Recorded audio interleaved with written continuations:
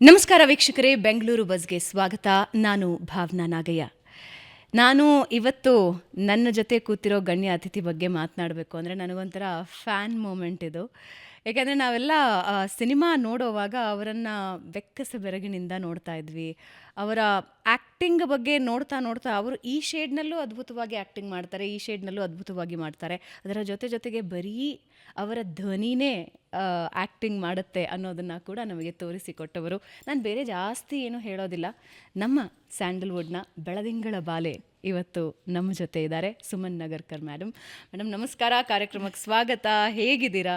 ಆರಾಮಾಗಿದ್ದೀನಿ Bhavana, thank you. It's a fan moment for me. ನೀವು ಬರ್ತಿದ್ದೀರಾ ಅಂತ ನಾನು ಜಾಸ್ತಿ ರೆಡಿ ಆದೆ ಇವತ್ತು. ಅದೇ ಹೇಳಿದ್ದು, ಕಾಂಟ್ರಾಸ್ಟ್ ಫುಲ್ಲು ಇಂಡೋ ವೆಸ್ಟರ್ನ್ ಹೋಗ್ಲಿ ಬಿಡಿ. ಹೇಗಿದ್ದೀರಾ? ಆರಾಮಾಗಿದ್ದೀನಪ್ಪ, ಚೆನ್ನಾಗಿದ್ದೀನಿ. ನೀವು ಹೇಳಬೇಕು. ನಾನು ಆ್ಯಸ್ ಆಲ್ವೇಸ್. ಬಟ್ ನನಗೆ ತುಂಬ ಖುಷಿ ಆಯಿತು ನೀವು ನಮ್ಮ ಬೆಂಗಳೂರು ಬಸ್ಸಿಗೆ ಬಂದಿದ್ದು. ಬಹಳಷ್ಟು ನಟರನ್ನು ನಾವು ನೋಡಿದ್ದೀವಿ, ಅವರ ಆ್ಯಕ್ಟಿಂಗ್ಸನ್ನು ನೋಡಿದ್ದೀವಿ. ಬಟ್ ಒಂದು ಧ್ವನಿಯಲ್ಲೇ ಯಾವಾಗಲೂ ನೆನಪಿನಲ್ಲಿ ಉಳಿದು ಹೋಗಿದ್ದ ನಟಿ ನೀವು ಅಂತ ಅನಿಸುತ್ತೆ. ಅಲ್ಲಿ ಒಂದು ಕರೆಕ್ಷನು ಆ್ಯಕ್ಚುಲಿ, ಯಾಕೆಂದರೆ ಬೆಳದಿಂಗಳ ಬಾಲೆಯಲ್ಲಿ ವಾಯ್ಸ್ ನಂದಲ್ಲ, ಅದು ಮಂಜುಳಾ ಗುರುರಾಜ್ ಅವರು. ಓಕೆ. ಸೊ ಅದ್ರಲ್ಲಿ ಕೈ, ಇದು ಪ್ರೊಫೈಲು. ಬಟ್ ನಮ್ಗೆ ಯಾವಾಗಲೂ ಬೆಳದಿಂಗಳ ಬಾಲೆ ಕಲ್ಪನೆಯಲ್ಲಿ ನೀವೇ ಇರ್ತೀರಿ ಯಾವಾಗ. ಅದು ನಿಜವಾಗ್ಲೂ ನಾನು ಯಾವಾಗಲೂ ಅನ್ಕೋತೀನಿ ಅದು ಎಂಥ ಅದೃಷ್ಟ ಅಂತ. ಯಾಕೆಂದರೆ ಸರಿಯಾಗಿ ಮುಖನೂ ಕಾಣಿಸಲ್ಲ. ಅಂದರೆ ಅಫ್ಕೋರ್ಸ್ ಎಲ್ಲರೂ ನನ್ನ ಬೆಳದಿಂಗಳ ಬಾಲೆ ಅಂತ ತೀರ್ಮಾನ ಮಾಡಿಬಿಟ್ಟಿದ್ದಾರೆ. ಇವತ್ತಿಗೂ ಎಲ್ಲಿ ಹೋದರೂ ಜನ ಬೆಳದಿಂಗಳ ಬಾಲೆ ಅಂತಲೇ ಕರೀತಾರೆ. ಸೊ ಒಂದು ಪರ್ಮನೆಂಟ್ ಟೈಟಲ್ ಯಾವತ್ತಿದ್ರೂ ಬಾಲೆ, ಖುಷಿ ಅಲ್ವಾ? ಆ್ಯಂಡ್ ಅಲ್ಲಿ ಸ್ಯಾಂಡಲ್ವುಡ್ಗೆ ಏಕೈಕ ಬೆಳದಿಂಗಳ ಬಾಲೆ. ಖಂಡಿತ ಒಳ್ಳೆ ಟೈಟಲ್, ಅದು ಖುಷಿ ಆಗುತ್ತೆ. ಬೆಳದಿಂಗಳ ಬಾಲೆ, ನಮ್ಮೂರ ಮಂದಾರ ಹೂವೆ, ನಿಷ್ಕರ್ಷ, ಎಲ್ಲವೂ ಡಿಫ್ರೆಂಟ್ ಶೇಡ್ಸ್ನ ಮೂವೀಸ್. ಅಂದರೆ ಆಗಿನ ಕಾಲಕ್ಕೆ ಲೆಕ್ಕ ಹಾಕೋದಾದರೆ ಡಿಫ್ರೆಂಟ್ ಶೇಡ್ಸ್ ಕಮ್ಮಿ ಇದ್ವು ಹೆಣ್ಮಕ್ಳಿಗೆ ನೀವು ಮಾಡಿದ್ದ ಟೈಮಿಗೆ. But your choices were very different. ಅದು ಹೆಂಗೆ? ಅದೇನು ಹಾಗೆ ಎಲ್ಲ ಆ ಥರ ಪಾತ್ರಗಳು ಬಂತು. ಅಂದರೆ ನಾನು ತುಂಬ ಚೂಸಿಯಾಗಿದ್ದೆ. ಅಫ್ಕೋರ್ಸ್ ಆವಾಗಲೂ ಅಷ್ಟೇ, ಇಲ್ಲಾಂದರೆ ಇನ್ನೂ ಸುಮಾರು ಸಿನಿಮಾಗಳು ಮಾಡ್ಬೋದಿತ್ತು. ಬಟ್ ತುಂಬ ಚೂಸಿಯಾಗಿದ್ದೆ. ಆಗ ನಾನು ತಂಗಿ ಪಾತ್ರ ಅಥವಾ ಇನ್ಫ್ಯಾಕ್ಟ್ ದೋಣಿ ಸಾಗಲಿಲಿ ಸೌಂದರ್ಯನ್ ಫ್ರೆಂಡ್ ಪಾತ್ರ, ಬಟ್ ಹಾಗೆಲ್ಲ ನಾನು ಯೋಚನೆ ಮಾಡ್ತಿಲ್ಲ ನನ್ನ ಪಾತ್ರ ಹೇಗಿದೆ ಅಂತ. ಒಂದೊಂದ್ಸಲ ಅನಿಸಿತ್ತು ನಾನು ಇಷ್ಟೊಂದು ಚೂಸಿಯಾಗಿರೋದು ಒಳ್ಳೇದಂತ. ಬಟ್ ಇವತ್ತಿಗೂ ಯೋಚನೆ ಮಾಡಿದ್ರೆ ನನ್ನ ಆ ಪಾತ್ರಗಳೆಲ್ಲ ಜನಗಳ ಮನಸ್ಸಿನಲ್ಲಿ ಇನ್ನೂ ಇದೆ. ವಿಚ್ ಮೀನ್ಸ್ ನಾನು ಅವಾಗ ಒಂದು ಒಳ್ಳೆ ನಿರ್ಧಾರ ತೊಗೊಂಡಿದ್ದೆ ಅಂತ. ಯಾಕೆಂದರೆ ಜನ ಒಬ್ಬೊಬ್ರಿಗೂ ಒಂದೊಂದು ಇಷ್ಟ ಆಗಿರುತ್ತೆ. ಒಬ್ಬರು ನಿಷ್ಕರ್ಷ ಬಗ್ಗೆ ಮಾತಾಡ್ತಾರೆ, ಒಬ್ಬರು ಅಮ್ಮವ್ರ ಗಂಡ ಬಗ್ಗೆ ಮಾತಾಡ್ತಾರೆ. ಅದರಲ್ಲಂತೂ ನೀವು ಡಿಫ್ರೆಂಟ್ ಶೇಡ್ಸ್ ಅಂದ್ರಲ್ಲ, ಅಮ್ಮವ್ರ ಗಂಡ ಅಲ್ಲಿ ನಾನು ವಿಲನ್ನು, ಅದು ಕಂಪ್ಲೀಟ್ಲಿ ಒಂದು ಡಿಫ್ರೆಂಟ್ ಇದು ಶೇಡ್ ಇರುವಂಥ ಪಾತ್ರ. ಸೊ ಎಲ್ಲರ ಮನಸ್ಸಿನಲ್ಲೂ ಯಾವುದೋ ಒಂದು ಪಾತ್ರ ಇವತ್ತಿನವರೆಗೂ, ಈಗ ಎಷ್ಟು 25-30 ವರ್ಷದ ನಂತರ ಕೂಡ ಅದನ್ನೆಲ್ಲ ಜನ ಜ್ಞಾಪಿಸ್ಕೋತಾರೆ ಅಂದರೆ ಅದು ನಿಜವಾಗ್ಲೂ ನನ್ನ ಅದೃಷ್ಟ. ಆ್ಯಂಡ್ ನಾನು ಅವಾಗ ಒಂದು ಒಳ್ಳೆ ಡಿಸಿಷನ್ ತೊಗೊಂಡೆ ಅಂತ ಅನ್ಸುತ್ತೆ. Choice was right.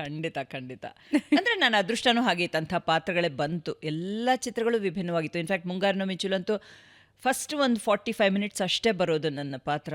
ಆ್ಯಂಡ್ ಸಾಮಾನ್ಯವಾಗಿ ಎಲ್ಲದರಲ್ಲೂ ಅಳೋದು ಇದು ಆ ಥರದ್ದು ಕ್ಯಾರೆಕ್ಟರ್ಸ್ ಇದ್ದಿದ್ದು. ಇದರಲ್ಲಿ ಒಂಥರ ತುಂಬ ಬಬ್ಲಿ ಗರ್ಲು, ಜರ್ನಲಿಸ್ಟ್ ಪಾತ್ರ ಎಲ್ಲ ಮಾಡಿದ್ದು. ಬಟ್ ಅದು ಕೂಡ ಜನ ಜ್ಞಾಪಿಸ್ಕೋತಾರೆ. ಸೊ ಒಂಥರ ಅದೃಷ್ಟ ಅಂತ ಹೇಳಬೇಕು. ಅಂದರೆ ಎಷ್ಟು ಸಮಯ ಅಥವಾ ಯಾವ ಪಾತ್ರ ಅಲ್ಲ, ಪಾತ್ರ ಉಳಿತಾ ಇಲ್ವಾ ಅನ್ನೋದಕ್ಕೆ ನೀವು ಒಂದು ದೊಡ್ಡ ಉದಾಹರಣೆ ಆಗ್ತೀರಿ. ಅಂದರೆ ನಿಮ್ಮ ಆಯ್ಕೆ ಬಗ್ಗೆ ನಾನು ನೋಡಿದಾಗ ನನಗನ್ಸೋದು ಸುಮನ್ ನಗರ್ಕರ್ ಅವರು ರಿಯಲ್ ಲೈಫ್ನಲ್ಲಿ ಹೇಗಿದ್ದಾರೆ ಅಂತ. ರಿಯಲ್ ಲೈಫ್ನಲ್ಲಿ ಹೇಗಿದ್ದೀನಪ್ಪ, ವೆರಿ ಸಿಂಪಲ್. ನನ್ನ ಮಂತ್ರ ಏನಿದ್ರು ಸಿಂಪಲ್ ಜೀವನ ಅಷ್ಟೇ. ಈ ಸಿನಿಮಾ ಲೋಕ ಅನ್ನೋದು ಬಿಟ್ಟು ಬಿಡದ ಮಾಯೆ ಅಂತ ಹೇಳ್ತಾರೆ. ಹೌದು. ಹೆಂಗೆ ಅಂದ್ರೆ ಆಗಾಗ ಕಾಣಿಸ್ಕೊಳ್ತೀರಿ, ಮತ್ತೆ ಅದರಿಂದ ದೂರ ಆಗ್ತೀರಿ, ಮತ್ತೆ ಎವರೆಸ್ಟ್ ಹತ್ತುತ್ತಾ ಇರ್ತೀರಿ, ಮತ್ತೆ ಇನ್ನೆಲ್ಲೋ ಓಡ್ತಾ ಇರ್ತೀರಿ, ಬೇಸ್ ಕ್ಯಾಂಪಿಗೆ ಹೋಗಿ ಬಂದಿದ್ದೀರಿ, ಮತ್ತೆ ಇನ್ನೆಲ್ಲೋ ಓಡ್ತಾ ಇರ್ತೀರಿ. ಹೆಂಗೆ ಎಲ್ಲಾ ಕಡೆನೂ ಹರಡ್ಕೊಂಡಿದ್ದೀರಿ, ಬಟ್ ಎಲ್ಲದರಲ್ಲೂ ಸಂತೃಪ್ತಿ ಕಂಡುಕೊಳ್ತಿರ್ತೀರಿ. ಹೇಗೆ ಸಾಧ್ಯ ಅದು? ಅದೇ ಹೇಳಿದ್ನಲ್ಲ, ಸಿಂಪಲ್ ಇದಾದಾಗ ಎಲ್ಲದೂ ಬೇಕು ಅನ್ಸುತ್ತೆ. ಬಟ್ ಯಾವುದ್ರ ಮೇಲೂ ತುಂಬ ಒಂದು ಅತಿಯಾದ ಆಸೆ ಅಥವಾ ಅತಿಯಾದ ಇದು ಬೇಡ ಅಂತನೂ ಅನಿಸುತ್ತೆ. ಪಾತ್ರಗಳ ವಿಷಯದಲ್ಲಿ ಅಂದರೆ ನಾನು ಯಾವತ್ತೂ ಬ್ರೇಕ್ ಅಂತ ತೊಗೊಳ್ಳಿಲ್ಲ. ಬಟ್ ಅದು ಬ್ರೇಕ್ ಆಯಿತು ಅಷ್ಟೇ. ಯಾಕೆಂದರೆ US ಹೋದಾಗ ನಾನು 2001ನಲ್ಲಿ US ಮೂವ್ ಆಗಿದ್ದು. ಆಗ ಜನ ಅಂದ್ಕೊಂಡ್ರು ಓಕೆ ಇವ್ರು ಮಾಡಲ್ಲ ಇನ್ನು ಅಂತ. ನಾನು ಮಾಡಲ್ಲ ಅಂತ ನಾನೆಲ್ಲೂ ಹೇಳಿರಲಿಲ್ಲ, ಬಟ್ ನಾನು ಅಲ್ಲಿ ಹೋದೆ, ಹೊಸ ಜೀವನದಲ್ಲಿ ಒಂಥರ ತೊಡಗಿಸ್ಕೊಂಡೆ. ಆ್ಯಂಡ್ ಇಲ್ಲೂ ಜನ ಅದು out off site out of mind ಥರ ಆಗ್ಬಿಡುತ್ತೆ ಎಷ್ಟೋ ಸಲ. ಅಂದರೆ ಅವ್ರು ಅಲ್ಲಿದ್ದಾರಪ್ಪ ಮಾಡಲ್ಲ ಅಂತ. ಆ್ಯಂಡ್ ಆವಾಗ ಸೋಷಿಯಲ್ ಮೀಡಿಯಾ ಕೂಡ ಇಷ್ಟೊಂದು ಎಲ್ಲಿತ್ತು. ಇವಾಗಾದರೆ ಎಲ್ಲರಿಗೂ ಗೊತ್ತಾಗೋಗುತ್ತೆ ಎಲ್ಲಿದ್ದೀವಿ ಅಂತ. ಪ್ರತಿಯೊಂದು ಪೋಸ್ಟ್ ನೋಡಿದ್ರು ಯಾರು ಎಲ್ಲಿದ್ದಾರೆ ಅಂತ ಗೊತ್ತಾಗುತ್ತೆ. ಬಟ್ ಅವಾಗ ಬೇಗ ಆಗುತ್ತೆ. ಹೌದು ಅವಾಗ ಆಗಿರ್ಲಿಲ್ವಲ್ಲ. ಸೊ ಸ್ವಲ್ಪ ವರ್ಷ ಗ್ಯಾಪ್ ಆಯಿತು, ಇಲ್ಲ ಅಂತಲ್ಲ, ಬಟ್ ವಾಪಸ್ ಮಾಡ್ತಾ ಇದ್ದೀನಿ. ಸರಿಯಾದ ಅಫ್ಕೋರ್ಸ್ ಇವತ್ತಿಗೂ ನಾನು ಚೂಸಿನೇ, ಹಾಗಾಗಿ ಸರಿಯಾದ ಪಾತ್ರಗಳು ಬಂದರೆ ಮಾತ್ರ ಖಂಡಿತ ಮಾಡಬೇಕು ಅನ್ನೋ ಆಸೆ ಅಂತೂ ಇದ್ದೇ ಇದೆ. ಮಾಡಿದ್ದೀನಿ. ಕೆಲವು ಮೂವೀಸ್ ರಿಲೀಸ್ ಆಯಿತು, ಕೆಲವು ಆಗಲಿಲ್ಲ, ಇನ್ನು ಕಾಯ್ತಾ ಇದೆ ರಿಲೀಸ್ ಆಗೋಕ್ಕೆ. ಹಾಗಾಗಿ ನಡೀತಾ ಇದೆ ಅಷ್ಟೇ. ಅದ್ರ ಜೊತೆಗೆ ಬೇರೆ ಆ್ಯಕ್ಟಿವಿಟೀಸಲ್ಲಿ ತೊಡಗಿಸ್ಕೊಂಡಿದ್ದೀನಿ. ನೀವು ಹೇಳಿದ್ರಲ್ಲ ಹಾಗೆ ಎವರೆಸ್ಟ್ ಬೇಸ್ ಕ್ಯಾಂಪ್ ರೀಸೆಂಟಾಗಿ ಮಾಡಿದೆ. ಈ ಥರ ಒಟ್ಟಿನಲ್ಲಿ ಏನಾದ್ರು ಒಂದು ಮಾಡ್ತಾ ಇರು ಅಂತ ಅಷ್ಟೇ. ಇದಾಗಿ ಆಕ್ಟಿವ್ ಆಗಿರಬೇಕು ಅಂತ. ಬೇಸಿಕಲಿ ನಿಮ್ಮ ಬಾಲ್ಯದ ಬಗ್ಗೆ ಬಹಳ ಕಡಿಮೆ ಮಾತಾಡಿದ್ದೀರಿ. ಹೇಗಿತ್ತು ನಿಮ್ಮ ಬಾಲ್ಯ? ಆ್ಯಂಡ್ ಅಫ್ಕೋರ್ಸ್ ತಂದೆ ತಾಯಿ ಬಗ್ಗೆ ನೀವು ಹೇಳ್ಕೊಂಡಿದ್ದೀರಿ, ಹಾಗೆ ಅವರ ಪ್ರೇರಣೆ ಜೀನ್ಸು ನಿಮ್ಮ ಮೇಲೆ ಹೇಗೆ ಎಫೆಕ್ಟ್ ಆಗಿದೆ ಎಲ್ಲ. ಅಂದರೆ ಮಕ್ಕಳು ಹೆಂಗೆ ಬೆಳಿಬೇಕು ಅನ್ನೋದು ತಂದೆ ತಾಯಿಯಿಂದ ಬರುತ್ತೆ ಅನ್ನೋದು ಖಂಡಿತ. ಅಂದರೆ ಅಪ್ಪ ಅಮ್ಮನೇ ಅಲ್ವಾ ಫಸ್ಟ್ ಮೊದಲ ಗುರುಗಳು ಅಂತಲೂ ಹೇಳ್ಬೋದು. ಆ್ಯಂಡ್ ಅವರು ನಮ್ಗೆ ಏನು ಫೌಂಡೇಶನ್ ಹಾಕ್ತಾರೋ ಅದನ್ನು ನಾವು ಖಂಡಿತ ಜೀವನದುದ್ದಕ್ಕೂ ಪಾಲಿಸ್ತೀವಿ. ಸೊ ಆ ವಿಷಯದಲ್ಲಿ ತುಂಬ ಲಕ್ಕಿ. ಆ್ಯಂಡ್ ನಂದು ಮಾಮೂಲಿ ಅಂದರೆ ಚೈಲ್ಡ್ಹುಡ್ ಬಗ್ಗೆ ಕೇಳಿದ್ರಲ್ಲ, ಟಿಪಿಕಲ್ ಮಿಡಲ್ ಕ್ಲಾಸ್ ಹುಡುಗಿ ಅಷ್ಟೇ. ಬಸವನಗುಡಿ, ಗಾಂಧಿ ಬಜಾರ್ ಅಲ್ಲಿ ಹುಟ್ಟಿ ಬೆಳೆದಿದ್ದು. ಸೊ ಮಾಮೂಲಿ ಜೀವನ. ಅಂದರೆ ಒಂಥರ ಸಿನಿಮಾಗಳು ನೋಡ್ತಿದ್ವಿ, ಒಂಥರ ಏನೋ ಒಂದು ನಮ್ಮ ತಂದೆಗೆ ಸಂಬಳ ಬಂದಿನ ಎಲ್ಲೋ ಬೇಕ್ರಿಗೆ ಹೋಗ್ತಿನ, ಅವೆಲ್ಲ ಸಣ್ಣ ಸಣ್ಣ ಖುಷಿಗಳು ಕೊಡ್ತಿದ್ದ ದಿನಗಳು ಅವಾಗ. ಈಗ ಬಿಡಿ ಎಲ್ಲದು ಏನೋ ಫಿಂಗರ್ ಟಿಪ್ಸಲ್ಲಿರುತ್ತೆ, ಒಂದು ಆರ್ಡ್ರ್ ಮಾಡಿದ್ರೆ ಫೋನಲ್ಲಿ ಬಂದ್ಬಿಡುತ್ತೆ. ಹಂಗೆ ಅವಾಗ ಆಗಿರಲಿಲ್ವಲ್ಲ. ಸೊ ಅವತ್ತಿನ ದಿನ ಅಂದರೆ ಏನೋ ಖುಷಿ. ರಾತ್ರಿ ನಮ್ಮ ತಂದೆ ಆಫೀಸಿಂದ ಬಂದಮೇಲೆ ಕರ್ಕೊಂಡು ಹೋಗೋರು. ಗಾಂಧಿ ಬಜಾರ್ ಒಂದು ಗಣೇಶ ಬೇಕ್ರಿ ಅಂತಿರ್ತಿತ್ತು, ಅಲ್ಲಿ ಒಂದು ಏನೋ ಒಂದು ಕೇಕು, ಹನಿ ಕೇಕು. ಏನು ಇಷ್ಟ ಆಗ್ತಿತ್ತು ಅದರಲ್ಲಿ? ಹನಿ ಕೇಕ್ ಚೆನ್ನಾಗಿರೋದಲ್ಲಿ. ಆಮೇಲೆ ಇದು ದಿಲ್ ಖುಷ್, ಈಗ ಎಲ್ಲೂ ಸಿಕ್ಕಲ್ಲ ಆ್ಯಕ್ಚುಲಿ. ದಿಲ್ ಖುಷ್ ಅಂತ ದಿಲ್ ಪಸಂದ್ ಅನ್ನೋದು ಸಿಗುತ್ತೆ, ಬಟ್ ದಿಲ್ ಖುಷ್ ಎಲ್ಲೂ ಸಿಗಲ್ಲ ಇವಾಗ. ಅವಾಗೆಲ್ಲ ಅದೊಂಥರ ದಿಲ್ ಖುಷ್ ಮಾಡೋದು. ಸೊ ಆ ಥರ ಒಂದು ಸಿಂಪಲ್ ಇದು. ಆ್ಯಂಡ್ ಅವಾಗೆಲ್ಲ ಒಂದು ಸಿನಿಮಾಗೆ ಹೋಗೋದು, ಹಾಗೆ ಎಲ್ಲೋ ಒಂದು ದೋಸೆ ತಿನ್ಕೊಂಡು ಬರೋದು ಅಥವಾ ಒಂದು ಊಟ ಮಾಡ್ಕೊಂಬರೋದು, ಅವೇ ಎಲ್ಲ ಒಂದು ದೊಡ್ಡ ಖುಷಿ ಕೊಡ್ತಿದ್ದಂಥ ಕಾಲ ಅಷ್ಟೇ. ಈಗಿದೆಯಾ ಗಣೇಶ ಬೇಕ್ರಿ? ಯಾವಾಗಾದ್ರೂ ನೋಡಿದಿರಾ? ತೆಗೆದು ಬಿಡಿದಾರಾ? ಯಾವಾಗಲೂ ನಾವು ಜ್ಞಾಪಿಸ್ಕೋತೀವಿ ಅಷ್ಟೇ, ಬಟ್ ಅದಿಲ್ಲ ಇವಾಗ. ಎಷ್ಟೋ ವರ್ಷಗಳಾಗೋಯ್ತು ಅದಿಲ್ಲದೆ. ಆವಾಗ ಒಂದು ಆರ್ಯಭವನ್ ಅಂತ ಇರ್ತಾಯಿತ್ತು. ಇವಾಗ ಬೇರೆ ಸ್ವೀಟ್ ಇದೆಲ್ಲ ಬಂದ್ಬಿಟ್ಟಿದೆ, ಬಟ್ ಅವಾಗ ಆರ್ಯಭವನ್ ತುಂಬ ಫೇಮಸ್ ಆಗಿತ್ತು. ಆ್ಯಂಡ್ ಅಲ್ಲಿ ಅವ್ರದ್ದು ಬಾದಾಮಿ ಹಾಲು ತುಂಬ ಚೆನ್ನಾಗಿರೋದು. ಸೊ ಅದೆಲ್ಲ ಜ್ಞಾಪಿಸ್ಕೋಬೇಕಷ್ಟೇ ಇವಾಗ. ಹಂಗಿತ್ತು ಹೀಗಿತ್ತು ಅಂತ. ಇತ್ತು ಒಂದು ಕಾಲ ಅಂತಾರಲ್ಲ ಹಾಗೆ. ಆಗಿನ ಬಸವನಗುಡಿಗೂ ಈಗಿನ ಬಸವನಗುಡಿಗೂ, ಆಗಿನ ಗಾಂಧಿ ಬಜಾರ್ಗೂ ಈಗಿನ ಗಾಂಧಿ ಬಜಾರ್ಗೂ ಅಫ್ಕೋರ್ಸ್ ಕಟ್ಟಡಗಳು, ಹೌದು ಕಟ್ಟಡಗಳು ಬದಲಾಗಿದೆ, ಬಟ್ ಆ ಕನೆಕ್ಟ್ ಹೆಂಗೆ ಮಾಡ್ತೀರಿ ನೀವು? ಅಲ್ಲ, ಕೆಲವೊಂದು ಗಾಂಧಿ ಬಜಾರ್ನಲ್ಲಿ ಇವತ್ತಿಗೂ ಹಾಗೆ ಇದೆ. ಅಫ್ಕೋರ್ಸ್ ಕಟ್ಟಡಗಳು ಸುಮಾರೆಲ್ಲ ಬದಲಾಗಿದೆ. ಅಂದರೆ ಎಲ್ಲ ಮನೆಗಳು ಹಳೇದು ಸುಮಾರು ಹೋಗಿದೆ. ಬಟ್ ಇನ್ಫ್ಯಾಕ್ಟ್ ಗೋವಿಂದಪ್ಪ ರೋಡು ಆ ಥರ ಕೆಲವು ಜಾಗಗಳಲ್ಲಿ ಇನ್ನೂ ಹಳೇ ಮನೆಗಳನ್ನು ಇಟ್ಕೊಂಡಂಥವ್ರು ಇದ್ದಾರೆ. ಬಟ್ ಕಟ್ಟಡಗಳು ಸಾಕಷ್ಟು ಬದಲಾಗಿದೆ. ಆಮೇಲೆ ಗಾಂಧಿ ಬಜಾರ್ನಲ್ಲೂ ನೀವು ಆ ಮಾರ್ಕೆಟು, ಅಲ್ಲಿ ಹಣ್ಣು ಹೂವು ಅದೆಲ್ಲ ಬದಲಾಗಿಲ್ಲ. ಅದನ್ನ ನೋಡಿದ್ರೆ ಇವತ್ತಿಗೂ ಖುಷಿ ಆಗುತ್ತೆ. ವಿದ್ಯಾರ್ಥಿ ಭವನ. ಬಟ್ ಅದ್ರ ಜೊತೆಗೆ ಇವತ್ತಿಗೆ ಏನೇನು ಬೇಕೋ ಆ ಥರದ್ದು ಶಾಪಿಂಗ್ ಇದು ಬೇಕಾದಷ್ಟು ಬಂದಿದೆ. ಅವಾಗೆಲ್ಲ ಒಂದು 2 ಅಂಗಡಿ ಇರೋದು, ಅಷ್ಟೇ ಹೋಗ್ತಿದ್ವಿ ಬರ್ತಿದ್ವಿ. ಇವತ್ತು ಚಾಯ್ಸ್ ಜಾಸ್ತಿ ಆಗಿದೆ. ಅಫ್ಕೋರ್ಸ್ ಬದಲಾವಣೆ ನಿರಂತರ ಅಂತಾರಲ್ಲ ಹಾಗೆ. ಸೊ ಬದಲಾವಣೆಗಳಾಗಲೇಬೇಕು. ಆದರೂ ಅಲ್ಲೇ ಹುಟ್ಟು ಬೆಳೆದಿದ್ದರಿಂದ ಇವತ್ತಿಗೂ ಗಾಂಧಿ ಬಜಾರ್ ಕನೆಕ್ಷನ್ ಅಂದರೆ ತುಂಬ ಏನೋ ಖುಷಿ ಆಗುತ್ತೆ ಗಾಂಧಿ ಬಜಾರ್ಗೆ ಹೋಗೋದು ಅಂದರೆ. ಯಾವುದಾದ್ರೂ ಒಂದು ಪರ್ಟಿಕ್ಯುಲರ್ ರೋಡ್ ಇದೆಯಾ? ಈ ರೋಡ್ ಎಲ್ರಿಗೂ ಅದೊಂದಿರತ್ತೆ. ಅಲ್ಲ, ನಾನು ಹುಟ್ಟು ಬೆಳೆದಿದ್ದು ಸರ್ವೇ ಸ್ಟ್ರೀಟ್ ಅಂತ, ಅದು DVG ರೋಡು ಮತ್ತು ನ್ಯಾಷನಲ್ ಕಾಲೇಜ್ ಇದ್ರ KR ರೋಡ್ ಇದೆಯಲ್ಲ, ಅದ್ರ ಮಧ್ಯ ಇದ್ದಿದ್ದ ಪಾರ್ಟಲ್ಲಿ. ಅಂದರೆ ಸರ್ವೇ ಸ್ಟ್ರೀಟು ಇದರಿಂದ ಲಾಲ್ಬಾಗ್ವರೆಗೂ ಹೋಗುತ್ತೆ, ಬಟ್ ನಾನು ಇದ್ದಿದ್ದು ಆ ಮಧ್ಯದ ಭಾಗದಲ್ಲಿ, ಅಲ್ಲಿ ಹುಟ್ಟು ಬೆಳೆದಿದ್ದು. ಇವತ್ತಿಗೂ ಅಲ್ಲಿಗೆ ಹೋದ್ರೆ ಒಂಥರ ಖುಷಿ. ಆ DVG ರೋಡು, ಅಲ್ಲಿ ಮಹಿಳಾ ಬೆಂಗಲ್ ಸ್ಟೋರ್ಸು, ಇನ್ನೊಂದು ಮತ್ತೊಂದು, ಅದೆಲ್ಲ ಇನ್ನೂ ಹಾಗೆ ಇದೆ. ಸೊ ಖುಷಿ ಆಗತ್ತೆ ಅದೆಲ್ಲ ಹೋದರೆ. ನಿಮಗೆ ಕೈಗೆ ದುಡ್ಡು ಕೊಟ್ಟರೆ ನೀವು ಹೋಗಿ ತಿಂತಾ ಇದ್ದಿದ್ದೇನು? ಬರೀ ದಿಲ್ ಖುಷಿನಾ? ಆ ಕಾಲದಲ್ಲಿ ನಮ್ಮ ಕೈಗೆ ದುಡ್ಡು ಕೊಟ್ಟು ಹೋಗಿ ತಿನ್ಕೊಂಡು ಬಾ ಅನ್ನೋ ಥರದ್ದೆಲ್ಲ ಇರಲಿಲ್ಲ. ಓಕೆ. ಇನ್ಫ್ಯಾಕ್ಟ್ ಪಾಕೆಟ್ ಮನಿ ಕಾನ್ಸೆಪ್ಟೇ ಇರಲಿಲ್ಲ. ಇಲ್ಲ ನಮ್ಮ ಅಣ್ಣ ಐ ಥಿಂಕ್ ಇಂಜಿನಿಯರಿಂಗ್ ಸೇರಿದಾಗ ಅನ್ಸುತ್ತೆ ಅವನಿಗೆ ಒಂಚೂರು ಪಾಕೆಟ್ ಮನಿ ಅಂತ ಕೊಡೋಕೆ ಶುರು ಮಾಡಿದ್ದು. ಬಟ್ ಒಂದು ಮಾಡ್ತಿದ್ರು ನಮ್ಮ ಮನೇಲಿ, ಈ ನಮ್ಮ ಅಜ್ಜಿ ಮನೆ ಬ್ಯಾಂಕ್ ಕಾಲೋನಿಲಿತ್ತು. ಸೊ ನಡೆದ್ರೆ ಒನ್ ವೇ ನಡೆದ್ರೆ ಬಸ್ ಚಾರ್ಜ್ ಕೊಡ್ತೀನಿ ಇನ್ನೋರು. ಸೊ ಆ ಥರ ಒಂಚೂರು ಅಷ್ಟೇ.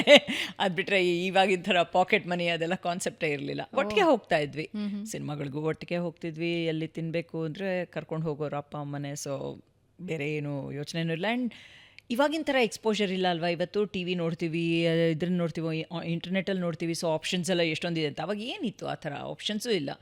ಸೊ ಎಲ್ಲಿ ಅಪ್ಪ ಅಮ್ಮನ ಜೊತೆ ಹೋಗೋದು ಅಷ್ಟೇ. ಓಕೆ.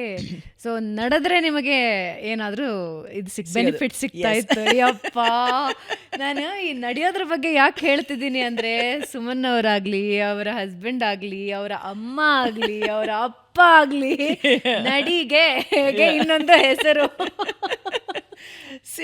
ಅವಾಗ ಆ್ಯಕ್ಚುಲಿ ಅಮ್ಮ ದಿನ ವಾಕ್ ಹೋಗಬೇಕು ಅವೆಲ್ಲ ಏನಿರಲಿಲ್ಲ. ಅಂದರೆ ಅವಾಗೆಲ್ಲ ಅವರು ಎಲ್ಲಿ ಮನೆ ಕೆಲಸ ಮಾಡು, ನಮ್ಮನ್ನು ಸ್ಕೂಲ್ಗೆ ರೆಡಿ ಮಾಡು ಕಳಿಸು, ಆ ಥರ ಇದ್ದವರು.